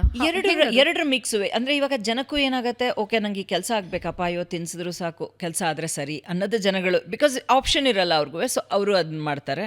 ಈಗಿನ ಮೈಂಡ್ ಸೆಟ್, ನನಗೆ ಮೊನ್ನೆ ಮಾತಾಡ್ತಾ ಒಬ್ರು ಹೇಳ್ತಾ ಇದ್ರು, ಈಗಿನ ಮೈಂಡ್ ಸೆಟ್ ಹೇಗಿದೆ ಅಂತ ಹೇಳಿದ್ರೆ ಭ್ರಷ್ಟಾಚಾರ ಆಕ್ಸೆಪ್ಟೆಡ್ ಅಂತ ನಾವು ಮಾಡ್ಕೊಂಡಿದ್ದೀವಿ. ಕಡಿಮೆ ಭ್ರಷ್ಟ ಯಾರು, ಅದು ಸರಿ. ಸೊ ಎಲ್ಲಿ ಕಮ್ಮಿ ಇದಾಗತ್ತೆ ಅನ್ನೋ ಥರ. ಸೊ ಅದು ಬೇಜಾರಾಗತ್ತೆ ಆ್ಯಕ್ಚುಲಿ. ಅದೊಂದು ತುಂಬ ಬೇಜಾರಾಗುತ್ತೆ. ಯಾಕೆಂದರೆ ಯಾವ ಒಂದು ಸಣ್ಣ ಕೆಲಸ, ಒಂದು ಸ್ಕೂಲ್ ಅಡ್ಮಿಷನಿಂದ ಹಿಡಿದು ಎಲ್ಲ ಒಂದು ದೊಡ್ಡ ದೊಡ್ಡ ಕೆಲಸದವರೆಗೂ ನೀವೆಲ್ಲ ಕಡೆನೂ ಒಂಥರ ಇದು ಲಂಚ ಕೊಟ್ಟು ಕೆಲಸ ಆಗಬೇಕು ಅಂದಾಗ ತುಂಬ ಬೇಜಾರಾಗುತ್ತೆ. ಯಾಕೆಂದರೆ ನಮ್ಮಲ್ಲಿ ಇವತ್ತು ನಮ್ಮ ದೇಶದಲ್ಲಿ ಏನೂ ಕೊರತೆ ಇಲ್ಲ, ಅಂದರೆ ರಿಸೋರ್ಸಸ್ ಬೇಕಾದ ಹಾಗಿದೆ, ಎಲ್ಲ ಇದೆ. ಇದರಿಂದಾಗಿ ಎಲ್ಲೋ ಒಂದು ಕಡೆ ರಿಯಲ್ ಕೆಲಸಗಳಾಗಬೇಕು, ರಿಯಲ್ ಟ್ಯಾಲೆಂಟ್ಗೆ ಯಾವುದೇ ಕೆಲಸದಲ್ಲಿರ್ಬೋದು, ಯಾವುದ್ರಲ್ಲೇ ಇರ್ಬೋದು, ಅದಕ್ಕೆ ಅವಕಾಶ ಕಮ್ಮಿ ಆಗುತ್ತೆ. ಯಾಕೆಂದರೆ ಈ ಒಂದು ಕರಪ್ಷನ್ನಿಂದ. ಸೊ ಕರಪ್ಷನ್ ಒಂದು ಇಲ್ಲದೆ ಇದ್ದರೆ ಖಂಡಿತ ನಮ್ಮ ದೇಶ ಚೆನ್ನಾಗಿರುತ್ತೆ ಅನಿಸುತ್ತೆ. ಆದರೆ ನೆಕ್ಸ್ಟ್ ಅಫ್ಕೋರ್ಸ್ ಇನ್ಫ್ರಾಸ್ಟ್ರಕ್ಚರ್ ಎಲ್ಲ ಅದೆಲ್ಲ ಬಿಕಾಸ್ ಆಫ್ ಆಲ್ ದಟ್, ಅದು ಒಂದರಿಂದನೇ ಚೈನ್ ರಿಯಾಕ್ಷನ್ ಅಷ್ಟೇ ಅದು. ಸೊ ಅದಿಲ್ಲದೆ ಇದ್ದರೆ ಚೆನ್ನಾಗಿರುತ್ತೆ. ಬಟ್ ಅದಾಗತ್ತಾ ಅದು ಹೇಳೋದು ಕಷ್ಟ. ಆಗಬೇಕು ಅನ್ನೋದಷ್ಟೇ, ಆಗತ್ತಾ ಅನ್ನೋದೊಂದು ದೊಡ್ಡ ಪ್ರಶ್ನೆ. ಎಸ್. ಸ್ಕೂಲ್ ವಿಷಯ ಎತ್ತಿದಾಗ ನಿಮ್ಮ ಒಂದು ಡಿಸಿಷನ್ ಬಗ್ಗೆ ನಾನು ಕೇಳ್ಪಟ್ಟಾಗ ಇಬ್ಬರು ಗುರು ಸರ್ ಮತ್ತು ನೀವು ಡಿಸೈಡ್ ಮಾಡಿದ್ದು ನಾಟ್ ಟು ಹ್ಯಾವ್ ಕಿಡ್ಸ್. ಹೌದು. ಏನು ಅದಕ್ಕೆ ರೀಸನ್ನು? ಇಂಥದೇ ರೀಸನ್ ಅಂತಿಲ್ಲ, ಬಟ್ ಏನೋ ಇಬ್ರಿಗೂ ಬೇಡ ಅನಿಸಿತ್ತು, ಮಕ್ಕಳು ಬೇಡ ಅಂತ. ಅಂದರೆ ನಾವು ಹೆತ್ತ ಮಕ್ಕಳು ಅವ್ರಿಗೆ ಪ್ರೀತಿ ಕೊಡಬೇಕು, ನಾಳೆ ನಾವು ವಯಸ್ಸಾದಾಗ ಅವ್ರು ನಮ್ಮನ್ನು ನೋಡ್ಕೋಬೇಕು, ಅದು ಯಾವುದೇ ದೃಷ್ಟಿ ನಮ್ಮ ಮನಸ್ಸಿನಲ್ಲಿ ಬಂದೇ ಇರಲಿಲ್ಲ. ಎಲ್ಲ ಮಕ್ಕಳನ್ನು ನಾವು ಪ್ರೀತಿಸ್ಬೋದಲ್ವ. ಸೊ ನಾವು ಹೆತ್ತ ಮಕ್ಕಳು ಮಾತ್ರ ಯಾಕೆ ಅನ್ನೋದೊಂದು ಪ್ರಶ್ನೆ ಇತ್ತು. ಸೊ ಮಕ್ಕಳು ಬೇಕು ಅಂತ ಅನ್ನಿಸ್ಲೇ ಇಲ್ಲ. ಹಾಂ, ಅಂದರೆ ಇದರಲ್ಲಿ ಹೆಂಗಾಗುತ್ತೆ ಅಂದರೆ ಒಬ್ಬರಿಗೆ ಒಂದು ಒಪಿನಿಯನ್ ಇದ್ದರೆ ಇನ್ನೊಬ್ಬರಿಗೆ ಆ ವಿಷಯದಲ್ಲಿ ನಾನು ಆಗಲೇ ಹೇಳಿದ್ನಲ್ಲ ಹಾಗೆ, ಈ ಥರದ್ದು ಕೆಲವು ಹೊಂದಾಣಿಕೆ ನಮ್ಮಿಬ್ಬರ ಮಧ್ಯೆ ತುಂಬಾ ಚೆನ್ನಾಗಿದೆ. ಸೊ ಇಬ್ರಿಗೂ ಅದೇ ಥರ ಥಾಟ್ ಪ್ರಾಸೆಸ್ ಇತ್ತು. ಅಂದರೆ ನಾವು ಮೀಟ್ ಮಾಡೋಕ್ಕೆ ಮುಂಚೆಯಿಂದನೂ. ಸೊ ನನಗೂ ಮುಂಚೆಯಿಂದ ಹಾಗೆ ಅನಿಸಿತ್ತು, ಗುರುಗೂ ಅದೇ ಥರ ಇತ್ತು. ಸೊ ಅದು ವರ್ಕ್ ಆಯಿತು. ಇಲ್ಲಾಂದರೆ ಕಷ್ಟ ಆಗುತ್ತೆ. ಒಬ್ರಿಗೆ ಮಕ್ಕಳು ಬೇಕು, ಒಬ್ರಿಗೆ ಬೇಡ ಅಂತಾದರೆ ಅದು ವರ್ಕ್ ಆಗಲ್ಲ, ಕಷ್ಟ. ಆವಾಗ ಇನ್ನೊಬ್ರ ಮೇಲೆ ಸ್ಟ್ರೆಸ್ ಇದ್ದೇ ಇರುತ್ತೆ. ಸೊ ನಮ್ಮಿಬ್ರಿಗೆ ಆ ವಿಷಯದಲ್ಲಿ ಅದೊಂದಿರಲಿಲ್ಲ. ಅಂದರೆ ಬಹಳ ವರ್ಷದ ಹಿಂದೆನೇ ಈ ಡಿಸಿಷನ್ ತಗೊಂಡ್ರೆ? ಮದುವೆಗೂ ಮುಂಚೆನೇ ಡಿಸಿಷನ್ ತಗೊಂಡಿರೋದು. ಮದುವೆಗೂ ಮುಂಚೆ ಡಿಸಿಷನ್ ತಗೊಂಡಿರೋದು. ಅಂದರೆ ಈಗಿನ ಸೊಸೈಟಿಯಲ್ಲಿ ಇತ್ತೀಚೆಗೆ ನಾವು ಆ ಟ್ರೆಂಡ್ ನಮ್ಮ ಕಾಲಕ್ಕೆ ಅದು ಅಪರೂಪ ಆ ಥರ ಕೇಳಿದ್ದು. ತುಂಬ ಅಪರೂಪ. ನಾವು ಮದುವೆ ಮಾಡ್ಕೊಂಡ ರೀತಿಯಾಗಲಿ ಈ ಥರದ ಡಿಸಿಷನ್ಸ್ ಎಲ್ಲ ತುಂಬಾ ಅಪರೂಪ. ಅದು ಕೆಲವ್ರಿಗೆ, ಎಸ್ಪೆಷಲಿ ನಮ್ಮ ಸಮಾಜದಲ್ಲಿ ಕೆಲವ್ರಿಗೆ ಆಕ್ಸೆಪ್ಟ್ ಮಾಡ್ಕೊಳ್ಳೋದು ಕಷ್ಟ. ಬಟ್ ನಾನು ಹೇಳೋದು ಇಷ್ಟ. ಇನ್ಫ್ಯಾಕ್ಟ್ ಅದಕ್ಕೊಂದು ಸಣ್ಣ ಎಕ್ಸಾಂಪಲ್ ಹೇಳ್ತೀನಿ. ನಾನೆಲ್ಲೋ ಶಿವಮೊಗ್ಗಕ್ಕೆ ನಮ್ಮ ಅಪ್ಪ ಅಮ್ಮನ ಜೊತೆ ಹೋಗಿದ್ದೆ. ಅಲ್ಲಿ ನಮ್ಮ ತಂದೆನ ಕೈ ಹಿಡ್ಕೊಂಡು ನಡ್ಸ್ಕೊಂಡು ಯಾವುದೋ ರೆಸ್ಟೋರೆಂಟ್ ಒಳಗೆ ಹೋಗ್ತಾಯಿದ್ವಿ. ಎದುರುಗಡೆ ಒಬ್ಬರು ಬಂದರು, ಒಬ್ಬರು ಲೇಡಿ ಅವ್ರ ಮಗಳ ಜೊತೆ ಬರ್ತಾಯಿದ್ರು. ಖುಷಿಯಾಗಿ ಮಾತಾಡ್ಸಿದ್ರು, ಮಾತಾಡದೆ ಎಲ್ಲ ಆಯಿತು. ಆಮೇಲೆ ಕೇಳಿದ್ರು, ಮಕ್ಕಳು ನಿಮಗೆ ಮಕ್ಕಳು ಅಂತ. ನಾನು ಅಂದೆ, ಇಲ್ಲ ನಮಗೆ ಮಕ್ಕಳು ಬೇಡ ಅಂತ, ನಾವು ಮದುವೆಗೆ ಮುಂಚೆನೇ ಡಿಸೈಡ್ ಮಾಡಿದ್ವಿ ಅಂತ. ಅದನ್ನು ಫಸ್ಟ್ ಹೇಳ್ಬಿಡ್ತೀನಿ, ಇಲ್ಲಾಂದರೆ ಜನ ಅಯ್ಯೋ ಪಾಪ ಆಗಿಲ್ಲ ಅದೆಲ್ಲ ಬೇರೆ ಶುರು ಮಾಡ್ತಾರೆ, ಆಗುತ್ತೆ ಬಿಡಿ ಅವೆಲ್ಲ ಶುರು ಆಗುತ್ತೆ ಅಂತ. ಸೊ ಅದು ಹೇಳಿದೆ, ಇಲ್ಲ ಮಕ್ಕಳು ಬೇಡ ಅಂತಲೇ. ಅಲ್ಲ ಬಟ್ ಮಕ್ಕಳಿರ್ಬೇಕಲ್ವ, ಇದ್ರೆ ಚೆನ್ನ ಅಲ್ವಾ? ನಾನು ಅದೇ ಯಾರಿಗೆ ಚೆನ್ನ ಅಂತಂದೆ. ಅಲ್ಲ ಇರಲೇಬೇಕು, ಇವಾಗ ನೋಡಿ ನೀವು ನಿಮ್ಮ ತಂದೆನ ನೋಡ್ಕೋತಿದ್ದೀರಾ, ಹಾಗೆ ನಿಮಗೂ ನಾಳೆ ನೋಡ್ಕೋಬೇಕು ಅಂದರೆ ಒಂದು ಮಗು ಇರಬೇಕಲ್ವ. ನಾನು ನನಗೆ ವಯಸ್ಸಾದಮೇಲೆ ನನ್ನನ್ನು ನೋಡ್ಕೊಳ್ಳೋಕ್ಕೋಸ್ಕರ ನನಗೆ ಮಗು ಇರಬೇಕು ಅಂದರೆ ಅದು ತಪ್ಪಲ್ವಾ, ಎಕ್ಸ್ಪೆಕ್ಟೇಷನ್ನೇ ತಪ್ಪಲ್ವಾ ಅಂತ. ಅಫ್ಕೋರ್ಸ್ ಅವ್ರ ಹತ್ರ ಏನೂ ಉತ್ತರ ಇರಲಿಲ್ಲ. ಬಟ್ ಏನೋ ನಂದು ಥಾಟ್ ಪ್ರಾಸೆಸ್ ಹಾಗೆ ಅಷ್ಟೇ. ಇಬ್ಬರು ಅದೇ ಥರ ಯೋಚನೆ ಮಾಡಿದ್ವಿ. ಹೇಳ್ದಂಗೆ ಇದೊಂಥರ ಕಾಂಟ್ರವರ್ಷಿಯಲ್ ಸಬ್ಜೆಕ್ಟ್. ಅಂದರೆ ಆ ಕಾಲಕ್ಕೆ, ಇವಾಗ ತುಂಬ ಜನ ಮಾಡ್ತೀರ, ತುಂಬ ಕಾಮನ್ ಆಗಿದೆ. ಸೊ ನಮ್ಗೇನೋ ಅವಾಗ ಆಗಿನ ಟೈಮಿಗೆ ನಿಮ್ಮಿಬ್ಬರ ನಡುವಿನ ಕಾನ್ವರ್ಸೇಷನ್ ಬೇರೆ, ಡಿಸ್ಕಷನ್ ಬೇರೆ, ಮತ್ತು ನಿರ್ಧಾರಗಳು ಬೇರೆ.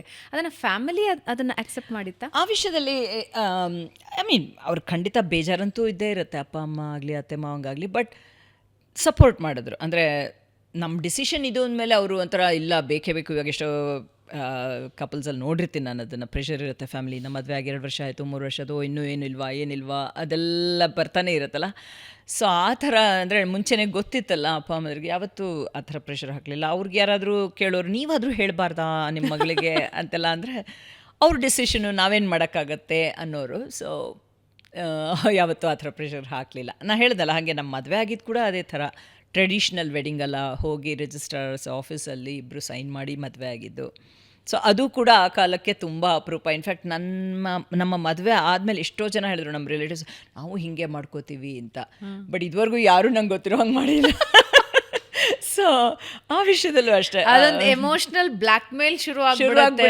ಅಯ್ಯೋ ಇಲ್ಲ ಅಪ್ಪ ಅಮ್ಮಂಗೋಸ್ಕರ ಇದು ಹಾಗೆ. ಮೊದಲನೇ ಮಗಳ ಮದುವೆ ಆದ್ರೆ ಮೊದಲನೇ ಮಗಳ ಮದುವೆ, ಕೊನೆ ಮಗಳ ಮದುವೆ ಆದ್ರೆ ಕೊನೆ ಮಗಳ ಮದುವೆ.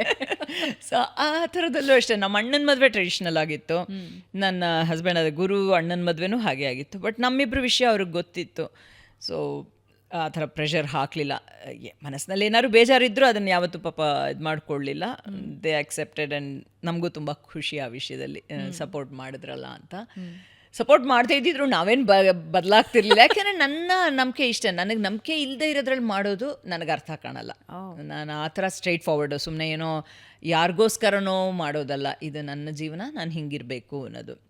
ಸೊ ಆ ವಿಷಯದಲ್ಲಿ ಪ್ರಾಬ್ಲಿ ಯಾರು ಹೇಳಿದ್ರು ಒಪ್ತಿರ್ಲಿಲ್ವೇನೋ, ಆದರೆ ಅವ್ರುಗಳು ಅದಕ್ಕೆ ಅವಕಾಶ ಕೊಡಲಿಲ್ಲ ಅಷ್ಟೇ. ಅಂದರೆ ತಂದೆ ತಾಯಿ ಒಬ್ಬರು ಸಪೋರ್ಟ್ ಆಗಿ ನಿಂತ್ಬಿಟ್ರೆ ನಥಿಂಗ್ ಇಸ್ ಬೇರೆ ಯಾರು ಏನು ಹೇಳಕ್ಕೆ ಸಾಧ್ಯ ಇಲ್ಲ. ಸೊ ನಾವು ತುಂಬ ಏನು ಸಿಂಪಲ್ ಅಂದರೆ ಅಷ್ಟೇ ಹೋಗಿದ್ದು, ಪೇಪರ್ ಸೈನ್ ಮಾಡಿದ್ದು, ಒಂದು ಫಾಲೋಯಿಂಗ್ ವೀಕ್ ಒಂದು ಸ್ಮಾಲ್ ಗೆಟ್ ಟುಗೆದರ್. ಅಂದರೆ ಗೆಟ್ ಟುಗೆದರ್ ಅಂದರೂ ಅದು ಪಾರ್ಟಿ ಅಥವಾ ಇದು ಅಂತಲೂ ರಿಸೆಪ್ಷನ್ ಅಂತಲೂ ಕರೆಯೋಕ್ಕೆ ಇಷ್ಟ ಇಲ್ಲ. ಯಾಕೆ ನಾವು ಯಾರ ತನೂ ಗಿಫ್ಟ್ಸ್ ಇಸ್ಕೊಳ್ಳಿಲ್ಲ, ಕೊಡಲಿಲ್ಲ ಒಂಥರ. ಅಂದರೆ ನಮಗೇನು ಸುಮ್ಮನೆ ಎಲ್ಲರ ಜೊತೆ ಕಾಲ ಕಳೆಯೋಕ್ಕೆ ಒಂದು ಇದು ಅನ್ನೋ ಥರ ಮಾಡಿದ್ದು. ಇನ್ಫ್ಯಾಕ್ಟ್ ನಾನು ಆ ಟೈಮಲ್ಲಿ ಇಂಡಸ್ಟ್ರಿಲಿ ಅಷ್ಟು ಬ್ಯುಸಿ ಇದ್ದವಳು, ಬಟ್ ಆ ಥರ ಒಂದು ಧಾಮ್ ಧೂಮ್ ಇದ್ರ ಮದುವೆ ಅಂತ ಏನೂ ಇಲ್ಲದೆ ಸಿಂಪಲಾಗಿ ಮಾಡ್ಕೊಂಡಿದ್ದು ಅಷ್ಟೇ. ಸೊ ಅವತ್ತಿಂದ ಇವತ್ತಿನವರೆಗೂ ಜೀವನ ಶೈಲಿನೂ ಹಾಗೇ ಇರೋದು, ಸಿಂಪಲ್ ಆಗಿರಬೇಕು ಅಂತ. ನನಗಂತೂ ಅದರಲ್ಲಿ ಏನೂ ತಪ್ಪು ಕಾಣಲ್ಲ. ಅಫ್ಕೋರ್ಸ್ ಕೆಲವ್ರಿಗೆ ಅದೆಲ್ಲ ಅನಿಸುತ್ತೆ, ಮದುವೆ ಮಾಡ್ಕೊಳ್ಳೋದೇ ಮಕ್ಕಳಾಗಬೇಕು ಅನ್ನೋಕ್ಕೆ ಅದು ಇದು ಅಂತೆಲ್ಲ. ಅದು ತುಂಬ ಕಾಂಟ್ರವರ್ಷಿಯಲು. ಸೊ ಅದ್ರ ಬಗ್ಗೆ ಜಾಸ್ತಿ ಮಾತಾಡದೇ ಇದ್ರು ಒಳ್ಳೆಯದು. ಬಟ್ ಇದು ನಾನು ಅಂತ ಅಷ್ಟೇ ನಮಗೆ ಅನಿಸಿದ್ದು ಅಷ್ಟೇ. ಇಂಡಿಯಾದಿಂದ ಬೇರೆ ದೇಶಕ್ಕೆ ಮೂವ್ ಆಗೋದು, ಅದು ಕೂಡ ನೀವು ಪೀಕಲ್ಲಿದ್ದಾಗ, ಆಪರ್ಚುನಿಟೀಸ್ ಅಷ್ಟು ಓಪನ್ ಆರ್ಮ್ಸಿಂದ ನಿಮ್ಮನ್ನು ಕರೀತಾ ಇದ್ದಾಗ ಹೆಂಗೆ ಸಾಧ್ಯ ಆಯಿತು? ಆ್ಯಸ್ ಅ ಇಂಡಿವಿಜುವಲ್ ನಾನು ಕೇಳ್ತಾ ಇದ್ದೀನಿ ನಿಮ್ಮನ್ನು. ಸೊ ಅದು ಏನಾಯ್ತಂದರೆ, ನಾನು ಗುರು ಅಫ್ಕೋರ್ಸ್ ಮುಂಚೆಯಿಂದನೇ ಪರಿಚಯ ಆಯಿತು ಇಬ್ಬರದ್ದು.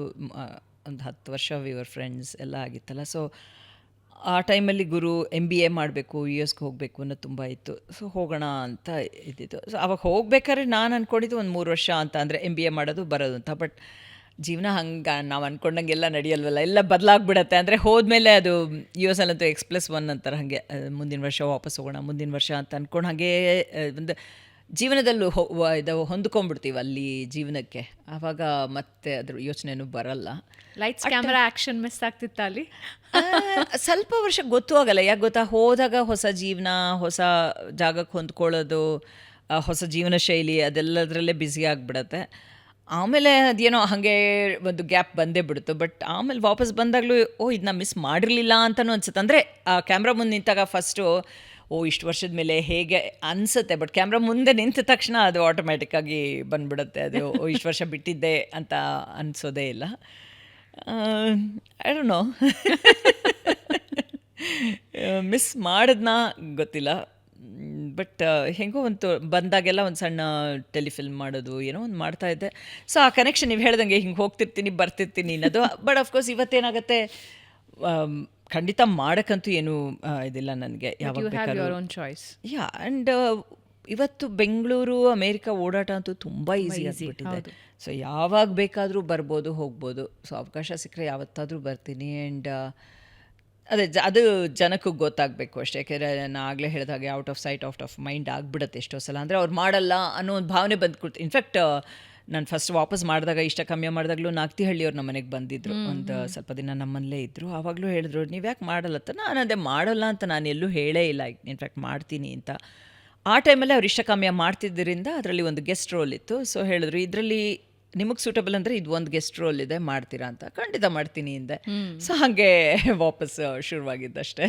ಓಕೆ. ಸೊ ಎವರೆಸ್ಟ್ ಬೇಸ್ ಕ್ಯಾಂಪ್ವರೆಗೂ ಹೋಗಿ ಬಂದ್ರಿ ನೀವು. How was the experience? ಅಂದರೆ ಎವರೆಸ್ಟ್ ಅಂದ ತಕ್ಷಣ ನಮಗಲ್ಲಪ್ಪ ಅಂತ ಭಾಳ ಜನ ಅನ್ಕೋತಾರೆ. ಎವರೆಸ್ಟ್ ಅಂದರೆ ನಾನು ಹೇಳ್ತೀನಪ್ಪ, ನನ್ನ ಕೈಲಾಗಲ್ಲ ಅಂತ. ಬೇಸ್ ಕ್ಯಾಂಪ್ ಅದರಿಂದ ಆಯಿತು ಅಂತ. Base camp is not that easy. It is difficult. Yeah, C ನಾವು ಅಲ್ಲಿ ರೆಗ್ಯುಲರ್ ವರ್ಕೌಟು, ಹೈಕ್ಸ್ ಮಾಡ್ತೀವಿ, ಅದೆಲ್ಲ ಮಾಡ್ತಿರ್ತೀವಿ.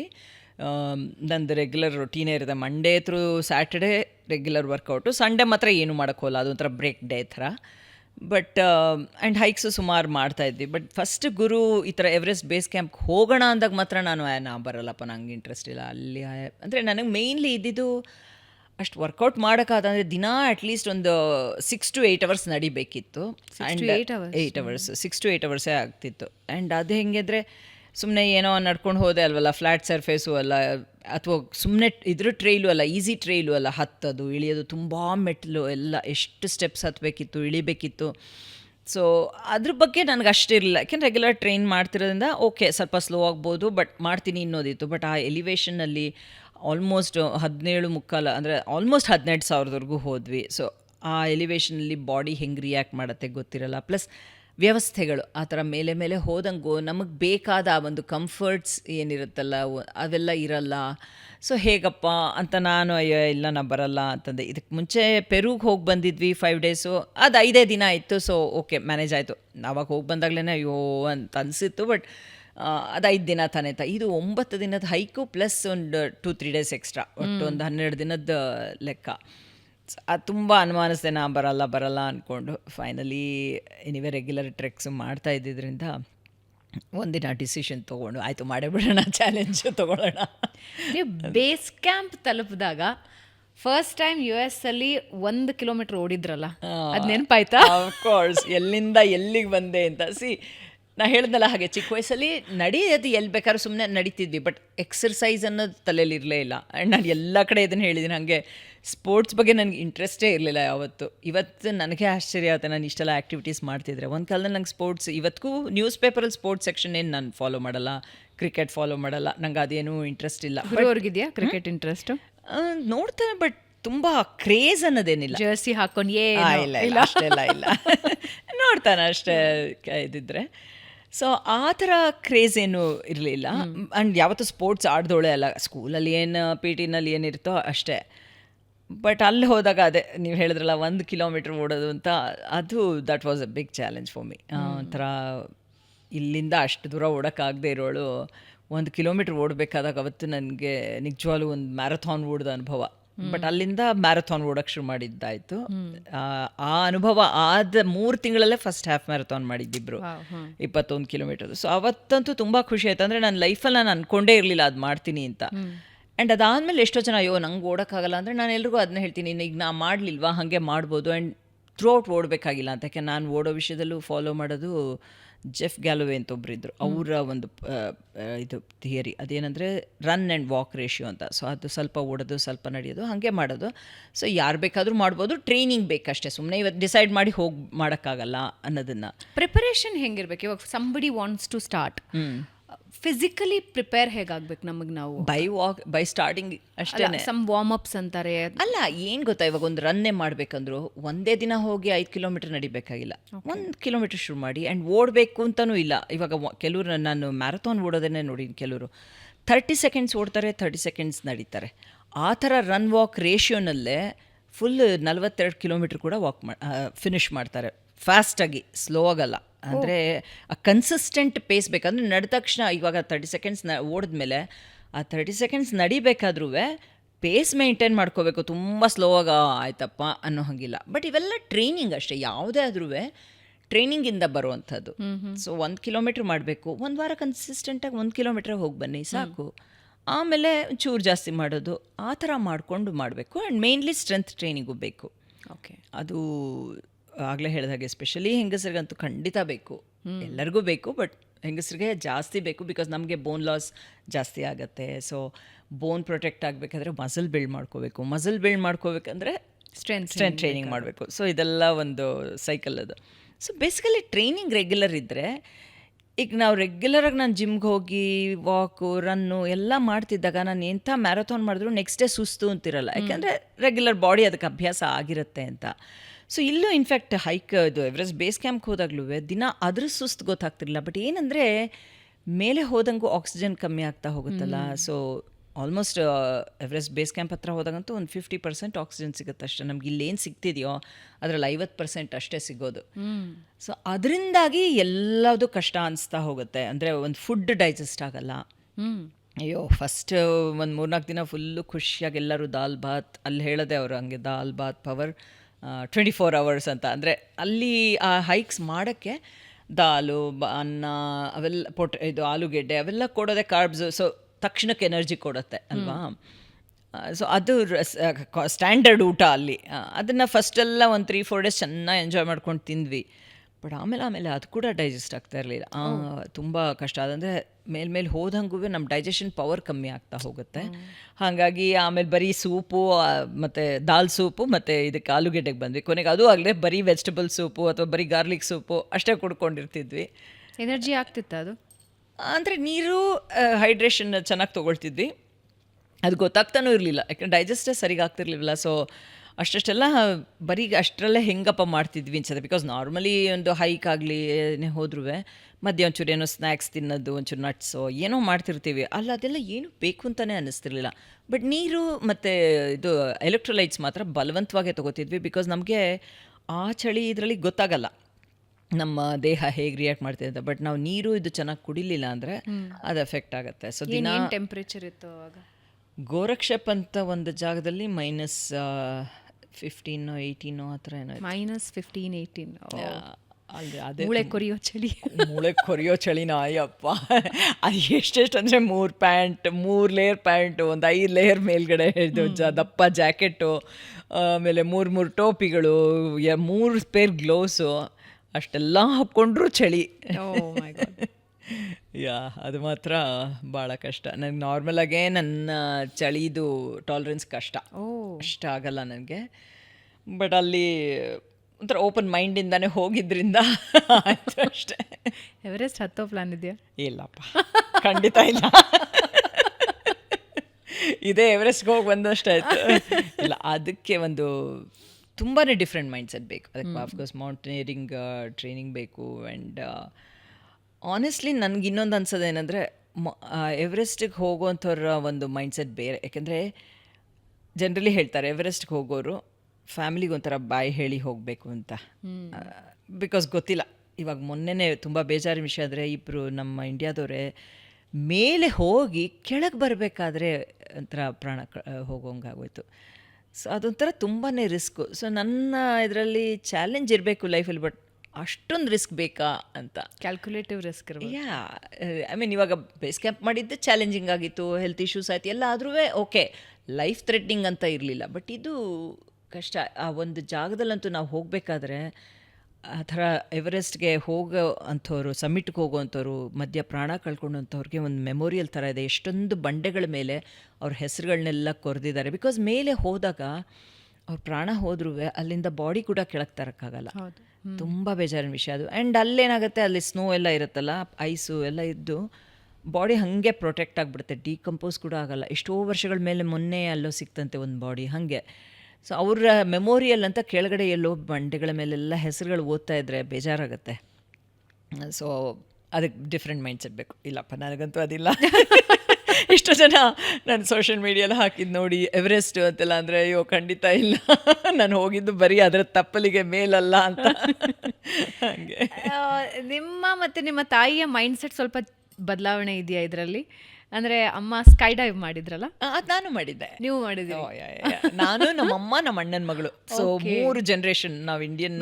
ಏಜ್ ವೈಸ್ ಅಮ್ಮ ಡಿಸಿಷನ್ ಅವ್ರಿಗೂ ಹಾಗೆ ಚಿಕ್ಕ ವಯಸ್ಸಿಂದ ಅವ್ರದ್ದು ಫುಲ್ಲು ಅಂದರೆ ಚಿಕ್ಕ ವಯಸ್ಸಲ್ಲಿ ಅವ್ರಿಗೆ ಆ ಥರ ಅವಕಾಶ ಇರಲಿಲ್ಲ ಏನಾದ್ರು ಈ ಥರ ಒಂಥರ ಅಡ್ವೆಂಚರಸ್ ಆಕ್ಟಿವಿಟಿ ಮಾಡಿ. ಬಟ್ ಬೇಸಿಕಲಿ ಅಮ್ಮ ವಾಕಿಂಗ್ ಗೀಕಿಂಗ್ ಎಲ್ಲ ಜಾಸ್ತಿ ಮಾಡ್ತಿರ್ಲಿಲ್ಲ, ಅವಾಗೆಲ್ಲ ಮಾಡ್ತಿರ್ಲಿಲ್ಲ. ಅಂದರೆ ಅವರು ಹಾಫ್ ಮ್ಯಾರಥಾನ್ಸ್ ಮುಗಿಸಿದ್ರು. ಸೊ ನಾವು ಫಸ್ಟ್ ನಾನು ಇವಾಗ ನಂದು 1 ಕಿಲೋಮೀಟರ್ ಆದ್ಮೇಲೆ ನಾನು ಗುರು ಫಸ್ಟ್ ಹಾಫ್ ಮ್ಯಾರಥಾನ್ ಮಾಡಿದ್ವಲ್ಲ, ಅದೇ ಟೈಮಲ್ಲೇ ನಮ್ಮ ಅಮ್ಮನೂ US ಬಂದಿದ್ರು.